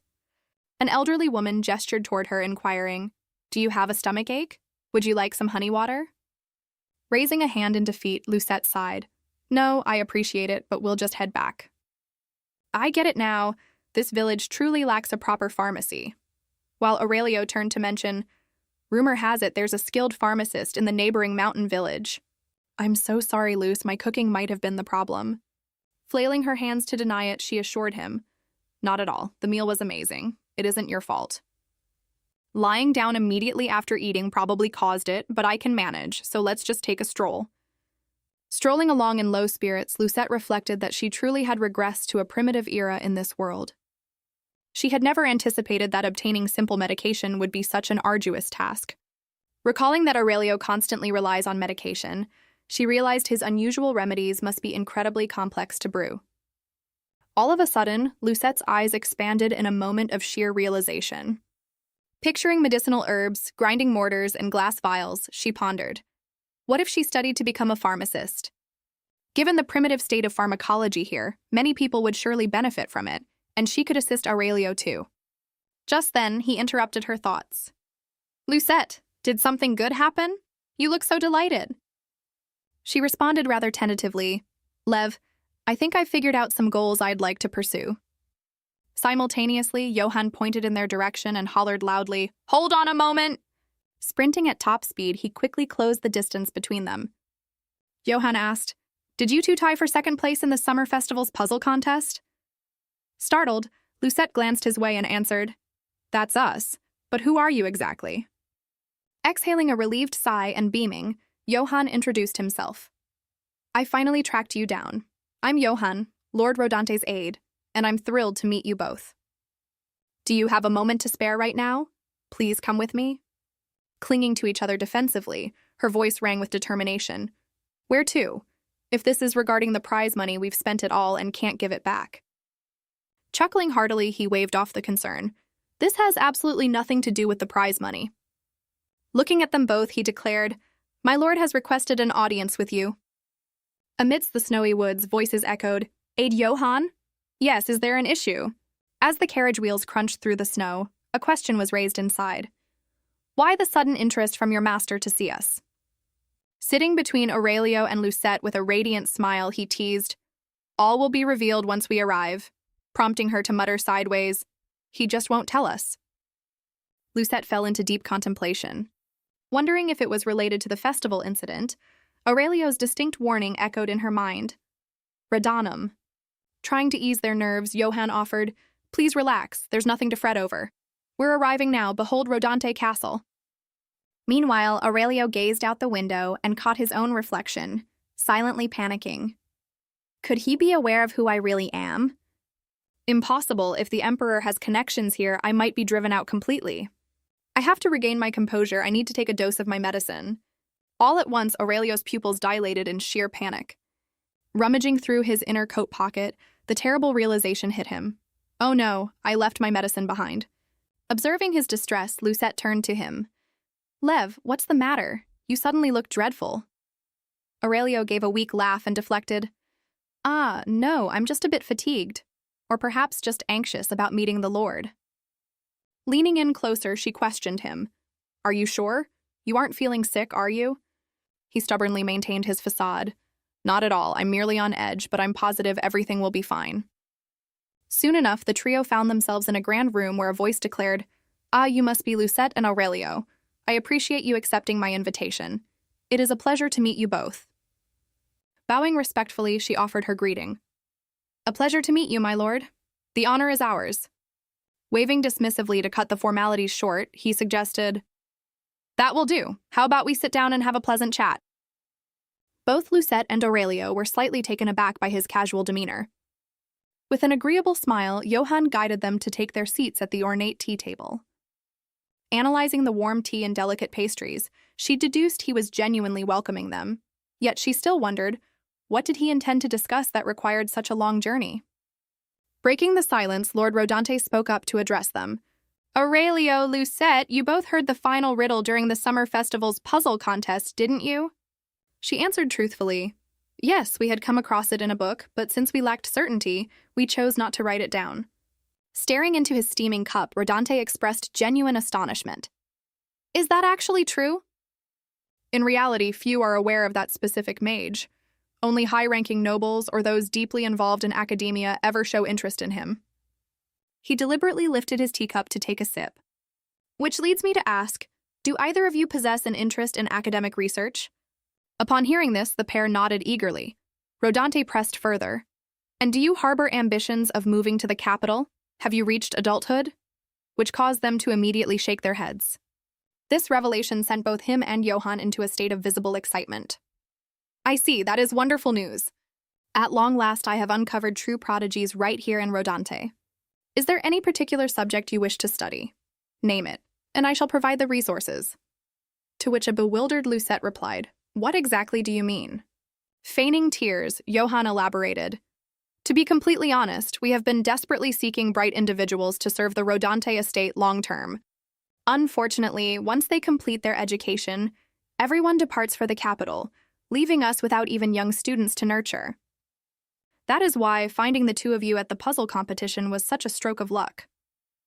Eager to persuade them, Rodante added, You have no idea how extensively we've searched. Whatever you need, instructors, literature, I will fully fund it. Stunned by the offer, Lucette whispered, Absolutely anything? Lately I've been looking, and there isn't a single adequate pharmacy in all of Rodante. Intrigued, Rodante echoed, A pharmacy, you say? Delving into her memories, Lucette explained, Yes, I was once ill and desperately needed medicine, but the sheer lack of any remedies left me feeling hopeless. I simply couldn't tolerate that helplessness again, which is why I'm determined to pursue pharmacological research. Later on, outside the dense forest, the lively exchange between Lucette and Aurelio filled the crisp air. For whatever reason, today felt incredibly long. So many unpredictable events just unfolded, didn't they? Stepping off the carriage with a radiant grin, Lucette agreed, "Indeed, I'm still amazed by the very disciplines I've chosen to learn." Aurelio looked puzzled as he asked, "Artifacts and martial arts? Since when did you develop an interest in those fields?" Brimming with excitement, she declared, "It's fantastic that we can explore such diverse subjects when given the opportunity. I feel great about this, so let's give it our all." Standing by her side, he readily agreed. "All right, we will do our best together. I hate to say it, but I need to head back early. Will you be all right getting home by yourself?" To which Aurelio nodded. "Naturally, I'll see you soon." As Aurelio pivoted to walk away, something about his demeanor piqued her curiosity. Watching his dragging footsteps, Lucette couldn't help but wonder why he appeared so utterly drained. Staring at his retreating figure, she called out, "Lev, are you doing all right? Should I escort you back to your house?" Did my voice not reach him? He surely hasn't walked that far yet. Heavens, the tips of his ears are completely flushed. Something is definitely wrong with him. Moments later, arriving at his front door, Lucette knocked firmly. "Lev, I know you're in there. Please let me in." "You promised you'd answer if I knocked 10 times in a row." Ultimately, she chose to let herself in, whispering an apology for the intrusion. Scanning the dim interior, she thought, why is this place so unnervingly silent? Without warning, a sharp cry echoed from the upper floor, immediately drawing her focus. Her eyes darted upwards as she gasped, "It came from up there!" Wasting no time, Lucette scrambled frantically up the staircase. Upon nearing the source of the noise, a wave of sheer panic washed over her. The sight of his crumpled body on the floor struck terror into her heart. "Good Lord, Lev!" Observing his violently red face and ragged gasps, she screamed at him, "Lev, please wake up!" In his feverish state, Levinas was dripping with cold sweat, consumed by terror. "My vision is entirely gone, and my body refuses to obey me." It felt as though a thick blindfold had been tied across his vision. Slumped on his knees and heaving, Aurelio thought, "Ah, so this is my rightful punishment." A sudden rustle snapped him out of his thoughts, prompting him to look over his shoulder. "Who's there?" Hearing the approaching footfalls, he began to analyze. A knight's steps are heavy, a maid's are soft, and Delma's are bounding leaps. The Emperor ignores me entirely, and Radanum moves without a sound. He carefully weighed the rhythm of the steps to guess the visitor. The only one who treads so delicately in the palace is his mother, and her image immediately flashed in his mind. "My dear prince, as long as I draw breath, my lowly status will chain you down," she said, though Aurelio fiercely rejected it. "No, don't say that." Caressing her pendant with a grief-stricken voice, she whispered, "A mother's duty is to shield her child. How could I bear to be the one ruining you?" Thrashing against his imaginary bonds, Aurelio cried out, "Mother, what are you saying? That isn't what I want at all." Pivoting away from him, she came to a grim realization. My time has finally come to depart. As her figure began to fade into the distance, Aurelio pleaded in sheer agony. "Please, mother, don't leave me alone in this desolate palace." "This place is freezing and terrifying, mother. Please, bring me along." At his plea, his mother abruptly turned her face away with grim resolve. She sorrowfully murmured her parting words. "Be happy, Lev." The wretched boy was yanked back to reality. Lucette rested her hand gently on Aurelio's brow while he continuously muttered for his mother. She could not hide her intense anxiety. "He's burning up. I can't leave his side. I need to get some help." Suddenly, his hand clamped down on Lucette's wrist to hold her back, shouting, "Don't go!"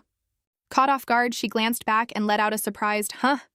He squeezed his eyes shut, desperately begging, "Please don't abandon me." She studied his face in mild astonishment. What? Has he finally awakened? Lucette's eyelids fluttered downward, a deep sorrow apparent in her gaze. She grasped Aurelio's hand tenderly to offer comfort. "There is no need to be frightened. I will stay right here, so please calm down. I have to find something icy to bring his temperature down." Just then, a glass vial nearby caught her attention. Lucette fixed her gaze on it and whispered, "That medicine bottle, he always keeps it close by. Perhaps he would recover quicker if I gave him a dose." All of a sudden, her pupils dilated in shock. Noticing a bead of blue liquid seeping out, she grew distressed. Oh no, this formula is far too potent. I can't just let him drink it. At that exact moment, Aurelio tightened his grip on her wrist, pleading with her to stay. Torn by conflict, Lucette pressed her lips tightly together as sweat beaded on her forehead. She bent down and whispered, Aurelio, please trust me, forgive me for this. Without hesitation, Lucette bravely tilted the vial and poured the medicine into her own mouth. Bending closer, she gently pressed her lips to Aurelio's, unable to simply watch his condition deteriorate. A moment passed before Lucette gently pulled herself away. Within the silent room, her soft sigh resonated loudly. Observing Aurelio's calm expression, Lucette noted, thank goodness his fever seems to have broken. What a peculiar medicine. It stabilized his symptoms almost instantly. Does it contain some kind of sedative? Huh? Why is my vision suddenly going dark? I must guard Lev until he regains consciousness, she thought, before collapsing onto the floor. Shortly after, bright morning sunlight streamed through the window panes. Aurelio finally stirred, clutching his forehead as he groaned, my head is pounding, how did I end up here? Without warning, his gaze snapped to the space beside him. He was completely bewildered to find Lucette sprawled out next to him. I don't recall consuming my medicine, yet the bitter flavor lingers in my mouth. Does this imply that you, Lucette, administered the dose to me? Suddenly, he spotted a tiny droplet resting near the corner of her mouth. Hold on, this is... Aurelio's mind raced back to Radanum's strict warning. Your Highness, only you are permitted to consume this.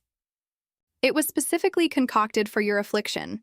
If anyone else ingests it, it will act as a deadly poison. This realization made his heart lurch with terror. He frantically shook Lucette, crying out, Luce, please wake up! He pulled her into a tight embrace, shouting out in absolute dread. The setting shifted to the Grand Royal Palace in the Bladen Empire's capital. Inside the chamber, a voice inquired, has Count Portino bolstered his military forces? The subordinate confirmed, yes, Your Majesty. I suspect this is a calculated maneuver to suppress the military presence in the west. Resting his chin on his palm, the Emperor mused, I detest this development.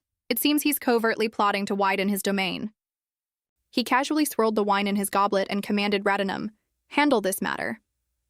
Any upstart who lusts after the throne must be completely ripped out by the roots. There is nothing more absurd than fools who fail to recognize their own limits. The Emperor cast a sharp glare at the Empress, pressing, Isn't that correct, Diana? Now that I mention it, I am still waiting for the report from your latest inspection. Radanum glanced at Delma and inquired, What specifically do you wish to learn, Your Majesty? Frowning slightly, he responded, I merely want to confirm a single detail. Did the Empress happen to notice any bothersome weed that looked as though it hungered for this seat? Aurelio Levinas Hadassah is the given name of the Crown Prince, a true-born member of the royal bloodline. He was banished to the desolate Xenon village due to his impoverished background. Nobody truly understands why Aurelio was forced from the palace, though many suspect it's because he is the son of a concubine. Could it be because Aurelio is an extraordinarily brilliant child, much like his mother was? The only verified fact is that shortly after his birth, a mage delivered a chilling prophecy. At the time, holding a golden apple, the Emperor personally accepted that fate. Returning to the present, Diana shook her head dismissively. There is no need for concern, Your Majesty. Aurelio appears quite content in his exile. Radanum placed a hand over his heart and respectfully chimed in. She speaks the truth, Your Majesty. He genuinely seems to enjoy that remote village. He has made acquaintances and is adjusting remarkably well to his surroundings. Whatever he occupies his time with is irrelevant, provided he harbors no treacherous ambitions. Internally, Diana couldn't suppress her rising anxiety. The Emperor will stop at nothing to secure his absolute authority. However, he is not the sole figure wielding royal influence. Anyone who dares to covet the throne will be ruthlessly eliminated the moment the thought takes root. I cannot allow that tragedy to become my own reality. Delma is still a child, but who can predict when the Emperor's whims might shift? I have no choice but to safeguard this position and my son along with it. The scene shifted back to Aurelio's humble dwelling, where his panicked voice filled the room. Lucette, wake up. Please open your eyes. Aurelio shook her shoulders incessantly, pleading, Please, I am begging you. Slumping back in a daze, he bitterly blamed himself. It's all my fault. I should have warned her beforehand about how lethal the medicine is. If Lucette suffers any harm because of my negligence. Just at that moment, she slowly fluttered her eyes open. Sitting up groggily, she muttered, I completely dozed off without realizing it. Overwhelmed with relief, Aurelio gasped, Luce. Rubbing her eyes a few times, Lucette said, Oh, Aurelio, you're finally awake too. That's wonderful. I'm sorry. I know I promised not to come upstairs. But my worry got the better of me. I found you collapsed on the ground, so I tried to give you your medicine, but it was stuck in the bottle and the taste was incredibly bitter. Swallowing hard, he asked with nervous apprehension, How exactly did you figure that out? Lucette hesitated before explaining, The truth is, I had to feed it to you myself. I'm sorry, it was a dire emergency, so... Overjoyed, Aurelio suddenly crushed her in a tight hug, exclaiming, I am so incredibly thankful you are all right. I was terrified that something terrible had befallen you. I was so scared you might never wake up. Reaching out to touch his arm, Lucette whispered, Lev, you were truly frightened, weren't you? The formula must contain heavy sedatives. The moment I swallowed it, a wave of sleepiness hit me. How do you manage to drink that dreadful stuff every single time? I am perfectly fine now, so please stop looking so devastated. It breaks my heart to see you this sad. Gazing at her glowing face, Aurelio thought to himself, Luce, during those seconds I believed you were gone. I experienced a paralyzing loneliness and dread. I swear I will never let you face danger again. I could lose everything else in this world, but I refuse to lose you. The following morning at Rodante Castle, Johann's voice echoed cheerfully, Lucette, are you fully prepared? I never imagined I would be this anxious for an introductory lesson that isn't even mine. Securing this instructor was no easy feat, so I expect you to give it your all right? Grasping his hand, she smiled brightly and promised, Absolutely. I am so eager to meet the teacher, and I promise to do my absolute best. Holding her textbook tightly, Lucette marveled internally that she was actually about to study pharmacology. I need to use this chance to uncover the truth about Lev's medicine. Right on cue, the sound of the door latch clicking broke the silence. She shot up from her seat, her heart fluttering with excitement. What should my first question be? I have countless things to ask. She then stammered out, Greetings, I am really looking forward to... At that exact moment, the instructor walked into the room, causing the atmosphere to instantly chill. Taking in the teacher's stern expression, Lucette felt a wave of confusion and hastily finished her sentence. Your expert guidance. She locked eyes with the woman, a nervous suspicion creeping in. Could this person really be... Just then, the teacher deliberately lifted her textbook. She adjusted her glasses as Luce mentally deduced, My new pharmacology instructor?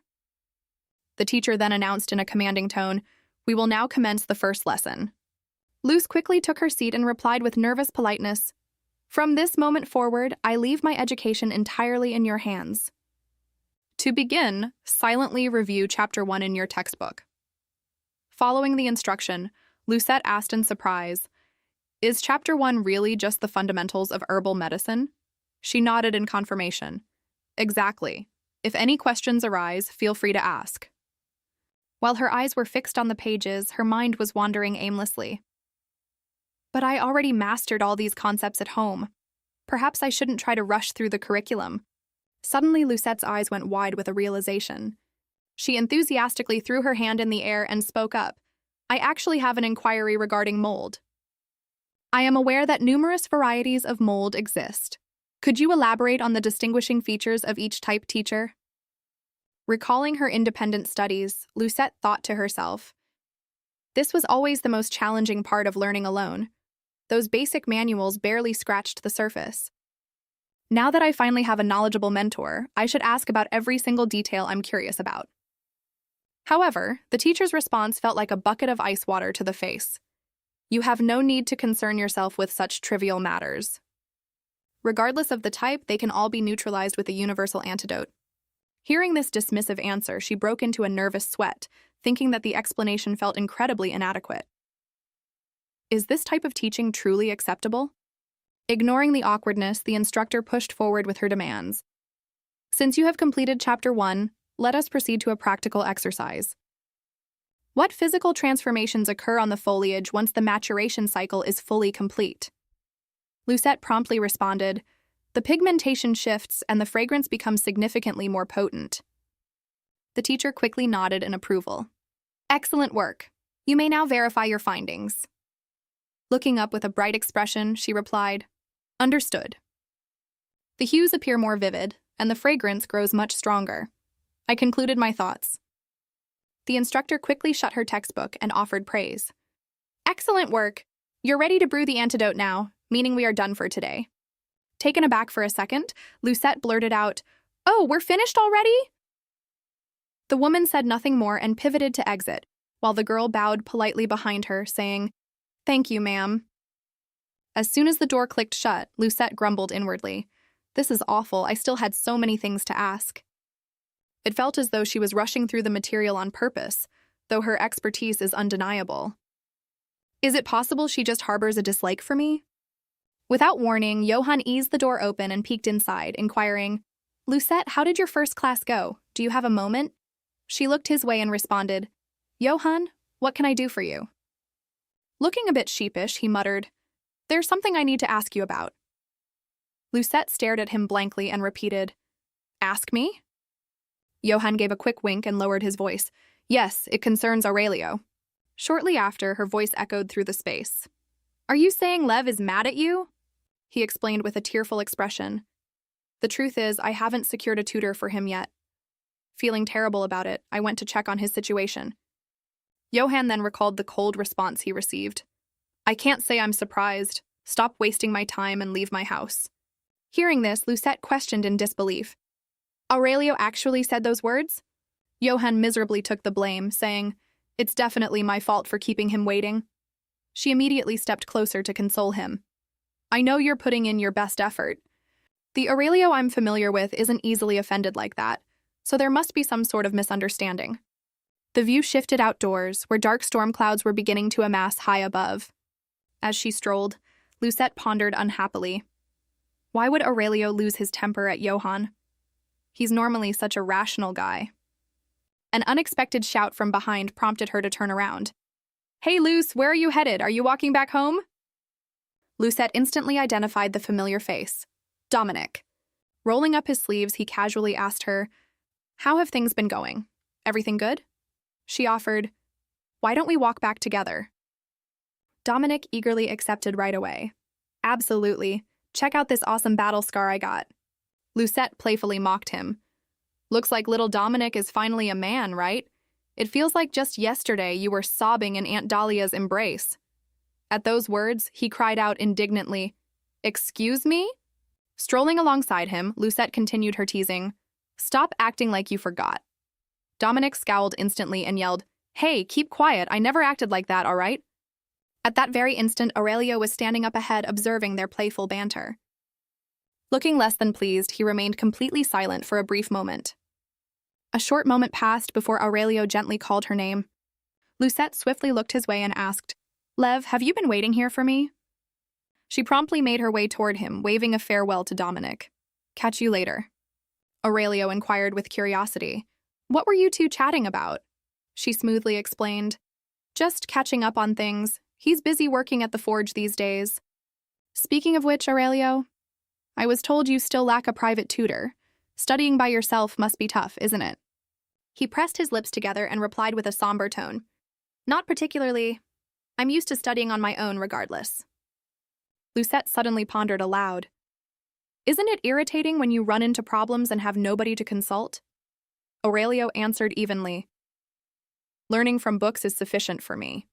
Shortly after, rain began falling outdoors, and as they sat indoors, he questioned, "What made you bring that up?"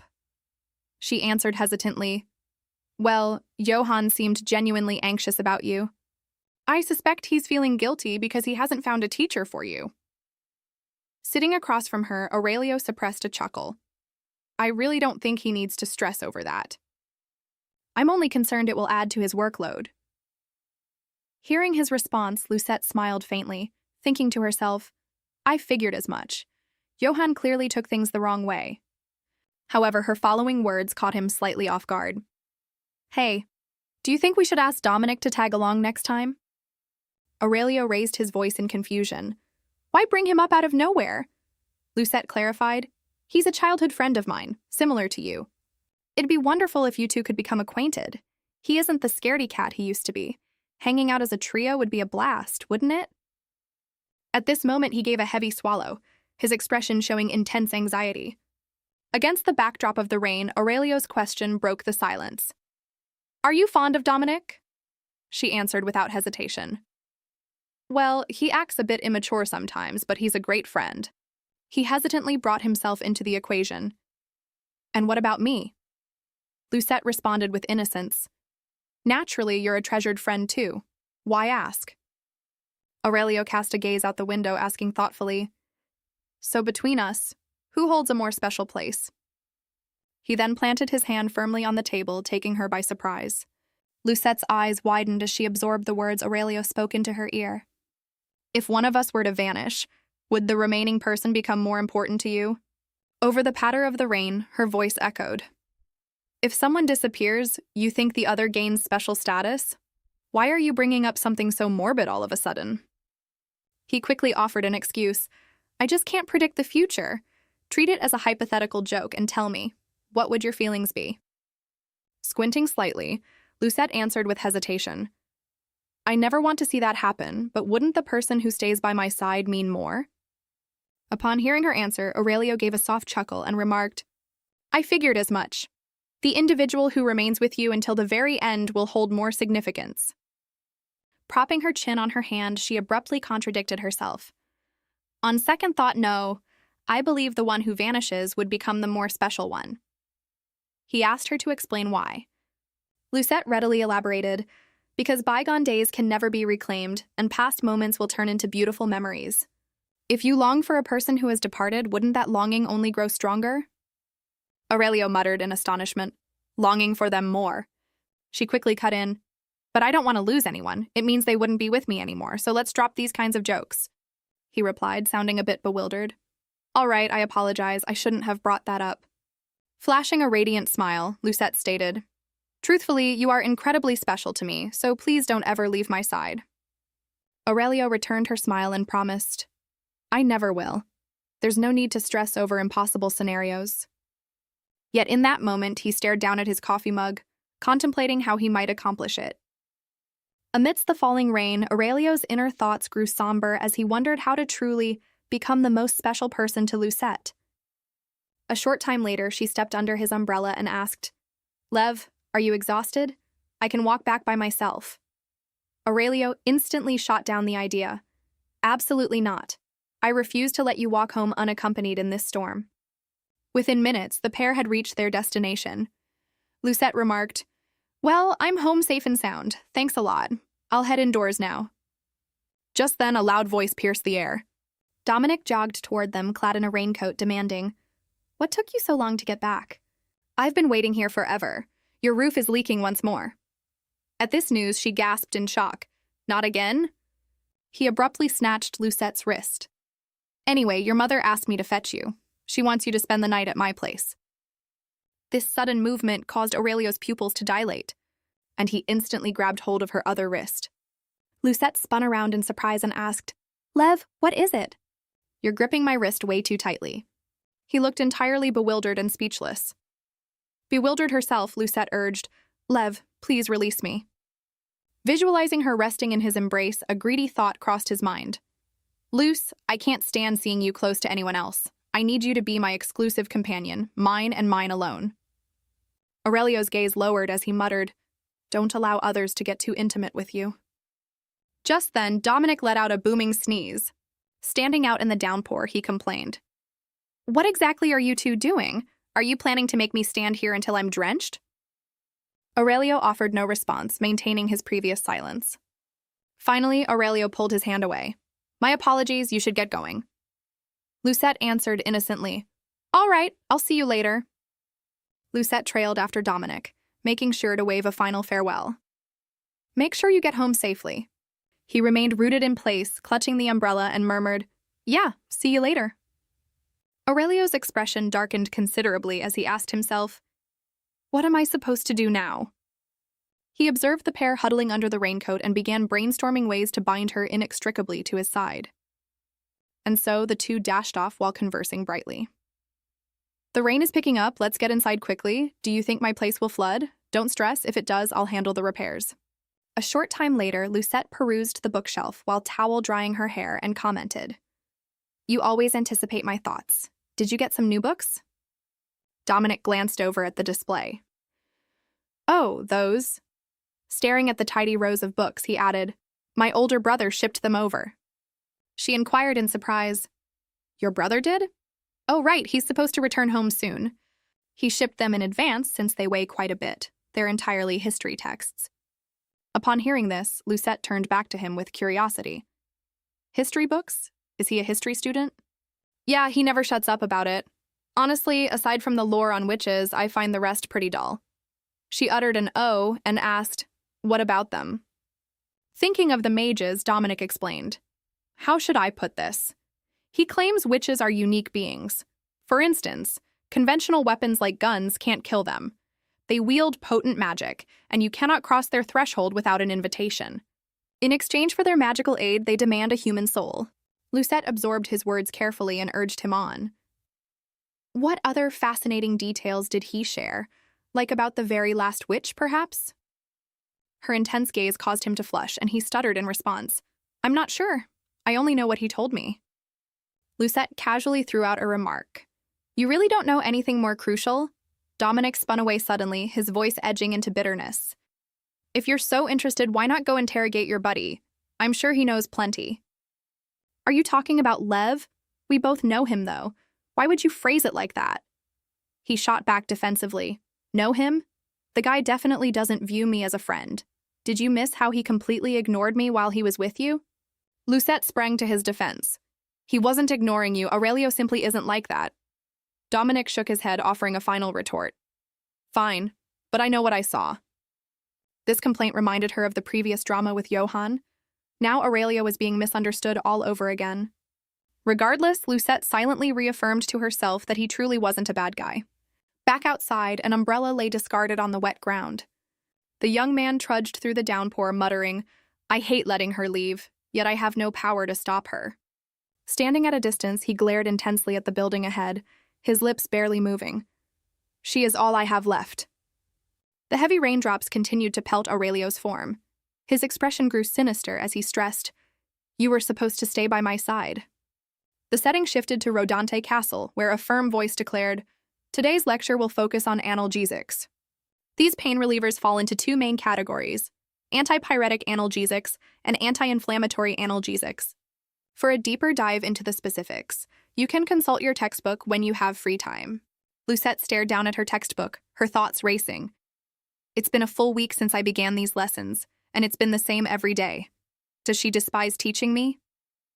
Seizing the moment, she raised her hand and inquired, "Ma'am, could you explain why side effects happen?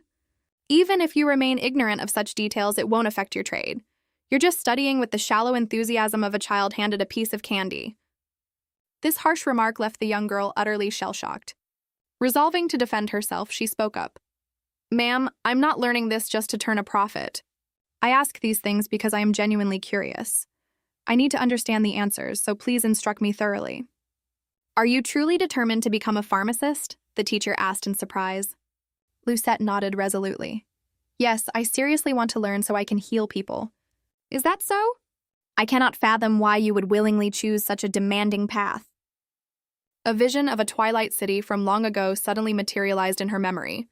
Back when she was begged to treat a noblewoman's skin condition that the family doctor had failed to cure, she successfully remedied the disease in a month, and the lady soon re-emerged with flawless skin. Yet the consequences she faced for her success were horrifying. The townsfolk all pointed their fingers at her, yelling, "She must be a witch! She clearly used dark magic!" They mercilessly beat her down, leaving her sprawling on the ground as she continually struggled to stand back up. Snapping back to the present, she rolled up her sleeve to show the scar on her arm and explained, "Pharmacists have always been despised since ancient times, and nothing has changed even now. The public simply views medical treatments as the work of the devil."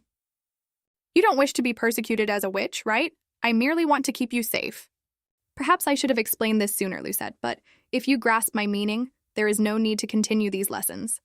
Staring at the gnarled scar on her mentor's arm, Lucette finally understood why the woman had treated her so coldly. That brutal wound made her realize just how terrible the situation really was.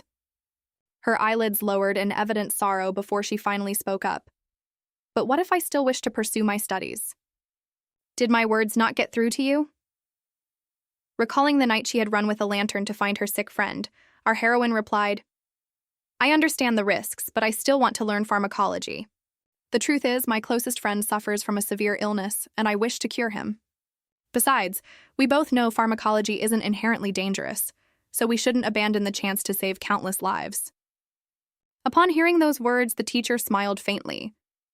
You remind me of myself when I first started this profession. I am an incredibly strict instructor, so you will need to maintain a strong resolve.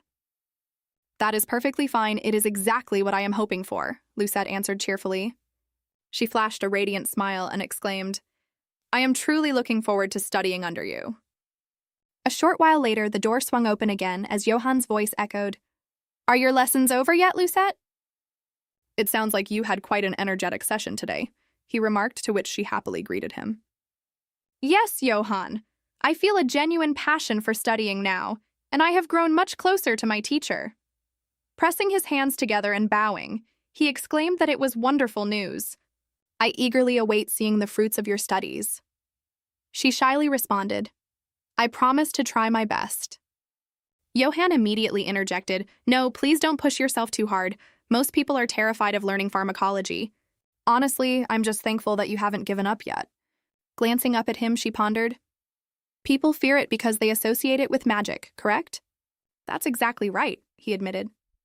Many individuals equate pharmacology with witchcraft, but our Lord and I disagree. We firmly believe that developing actual skills is what truly matters. We recently received word that a leprosy outbreak has struck the Peter territory, claiming many lives. That tragedy only reinforces our belief in how vital pharmacological knowledge truly is. Because of this, Lucette, I hope you will try your hardest to prepare for any unforeseen crises. I have complete faith in you. Smiling, Lucette played along. Wow, you are definitely putting a lot of pressure on me. Time slipped by and darkness eventually fell. Inside the brightly illuminated cabin, her voice echoed through the room. It was yet another exhausting day, and the pile of assigned reading materials had grown significantly since this morning. I really don't know whether I should feel delighted or devastated. Come to think of it, people here genuinely harbor deep prejudice against magic, don't they? They possess an intense hatred for it. However, I heard that mages went extinct a long time ago. Pondering this fact, Lucette couldn't help but scratch her head with a weary sigh. She set her textbook down on the desk, convincing herself, I shouldn't dwell on this anymore. Whether sorcerers exist or not doesn't really matter, does it? I'm currently living in an era that has absolutely zero connection to the original novel. With that thought, Lucette flopped backward onto her soft bed, interlaced her fingers over her chest, and declared, All that matters now is enjoying my life without stressing over everything. Meanwhile, Radinum stood outside her window, observing Lucette from the shadows. A smirk crept onto his face as he mused. She appears to have misunderstood a few crucial details, but I find this rather amusing. Perhaps I should leave her be for a little while longer. After all, the fruit always tastes sweetest when it is fully ripe. The scene shifted to the snow-covered winter landscape, where a boy's voice rang out between the small cottages. It's freezing! I can't believe I'm forced to work in this kind of weather. How much longer until my father lets me quit this job? Vincent grumbled to himself as he trudged along, sorting through the letters in his mailbag. Who would even bother sending mail to such an isolated village? He pulled out an envelope and muttered, Let's take a look. Next one is, wait, what? Holding it up, Vincent gaped in shock. This envelope looks incredibly expensive. Catching sight of the wax seal, he couldn't hide his astonishment. Count Menelik? Why on earth would a high-ranking noble send a letter to our tiny village? Huh? The next piece of information left Vincent even more dumbfounded. The recipient is Lucette's mother? A common rural woman actually got a letter from a nobleman? Hold on. Does this imply she's the Count's daughter? Unable to contain his burning curiosity any longer, he ripped the envelope open and gasped. No way! Finding it completely empty inside left Vincent utterly baffled. He frowned deeply and yelled, What the heck? There's nothing in here, how disappointing! Besides, if Lucette were truly from a noble family, she wouldn't be stuck living in a rustic village like this. Vincent casually tossed the discarded letter aside, muttering, "I just got my hopes up for nothing." Moments later, the piece of parchment fluttered into a secluded corner, where a hand with sharp nails swiftly grabbed and opened it. Peering at the contents, Radhanam sighed. Oh my. He recklessly threw away a letter that was meant to be delivered. What an impatient child. Nevertheless, this works out quite well for my plans. I suppose I'll let them relish their peaceful days a little bit longer. No matter what happens, the truth will inevitably come to light. The perspective returned to Lucette, who was marveling at the weather. The snow is falling so heavily, maybe I should just stay over at your house. Aurelio grasped her hand and reasoned, Your mother would likely be anxious. Didn't you mention you made a promise to her? Remembering her mother's strict orders to return early, Lucette sulked. I have no idea what's gotten into her lately, but she's constantly hovering around me. Looking down, he comforted her. Tell her not to worry so much. I will always escort you home when it gets dark, just like I'm doing right now. She shot him a sidelong glance and joked, You make it sound like you only walk me back when it's late, but you literally do it every single time. Last time it was supposedly because of the rain, then because the weather was too nice, and then because of the strong wind. One time you even walked me home just because the flowers smelled nice. The only time you ever went back alone was when you fell ill. Flustered by her teasing, Aurelio stammered, Is that really true? He intertwined his fingers with hers and murmured, I apologize, those were just silly excuses. The reality is that I simply want to linger with you a little longer, because it always pains me when you have to leave. His earnest confession made Lucette's cheeks flush red as she giggled softly and exclaimed, We can always make time for each other. You really are such a big baby, Aurelio. At this rate, I'm genuinely afraid you might pass out on your way back alone. The young man chuckled gently. Don't worry, my health has been great these past few days. You know I don't push myself too hard. Nodding in agreement, Lucette replied, All right, I'll take your word for it. But you have to swear you'll inform me the moment something feels wrong. Deal? Having no other choice, he readily agreed. Okay, I promise you. She then bade him farewell. Awesome. I'll head inside by myself now since we have to part ways here anyway. Just as she turned to leave, Aurelio called out, Hold on, Lucette. Before we part, I'd like you to have this. I crafted it myself. It might not be flawless, but... Lucette stared at the wrapped box he extended, thoroughly surprised. What is it? Glancing at the ribbon, Aurelio instructed, Wait until you're alone to open it. I truly hope you love it. A short while later, sitting on her bed in her own room, Lucette carefully unwrapped the gift, wondering, what in the world could this be? A moment later, her eyes widened in absolute shock. Is this... Staring at the glittering gemstone fixed to the piece, she guessed, a necklace? Holding the delicate jewelry, she thought about Aurelio in amazement. Did he actually study how to make accessories? Just then, his voice suddenly echoed from the gem. Lucette was truly experiencing one surprise after another at this point. She lifted the pendant closer to her face and asked, Lev, is that really your voice? From the other end, he confirmed, Yes, it is me. Can you hear me clearly? I created this so we could talk more often. Do you think it's too childish? Not at all, she replied enthusiastically. You know I was just teasing you earlier. I am so thrilled to hear you. Since your timing is so perfect, I also have a surprise for you. Could you check underneath your desk? He immediately directed his gaze to a small package sitting there. I see a box, but I'm certain it wasn't there before. Lucette urged him on. Since you found it, go ahead and open it. I originally wanted to surprise you, but since you gave me a present first... His eyes stared down at the contents. He examined the various remedies inside while her voice resonated in his ear. I brewed them using the techniques I learned in class. They aren't as potent as your regular prescription, but they should still help. Astonished, Aurelio wondered, When did you find the time to make all these? Lucette explained, I worked on them during my free time, thinking they would turn out nicely. Oh, and make sure you read the attached note. I wrote down the specific uses for each remedy. After all, using medicine for its proper purpose is what matters most, right? Recalling how determined she had been to help him, he was deeply touched. Thank you so much, Luce. To me, this is an even greater treasure than the one I gave you. Suddenly, Aurelio's eyes landed on his own familiar medicine bottle, and a thought struck him. Medicine? Now that I think about it, What exactly is my prescription meant to treat?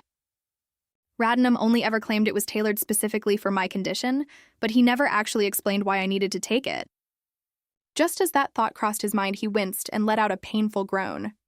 Slumping against the desk, Aurelio clutched his head with one hand.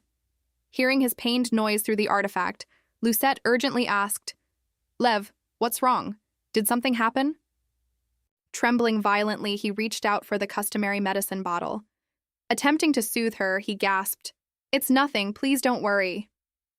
With trembling hands, Aurelio quickly uncorked the vial and dumped its entire contents into his mouth. Instead of feeling better, he collapsed onto his knees, agonizing over the sudden torment. What is happening?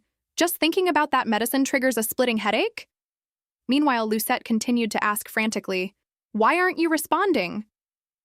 "Did you collapse again? Please answer me, Lev."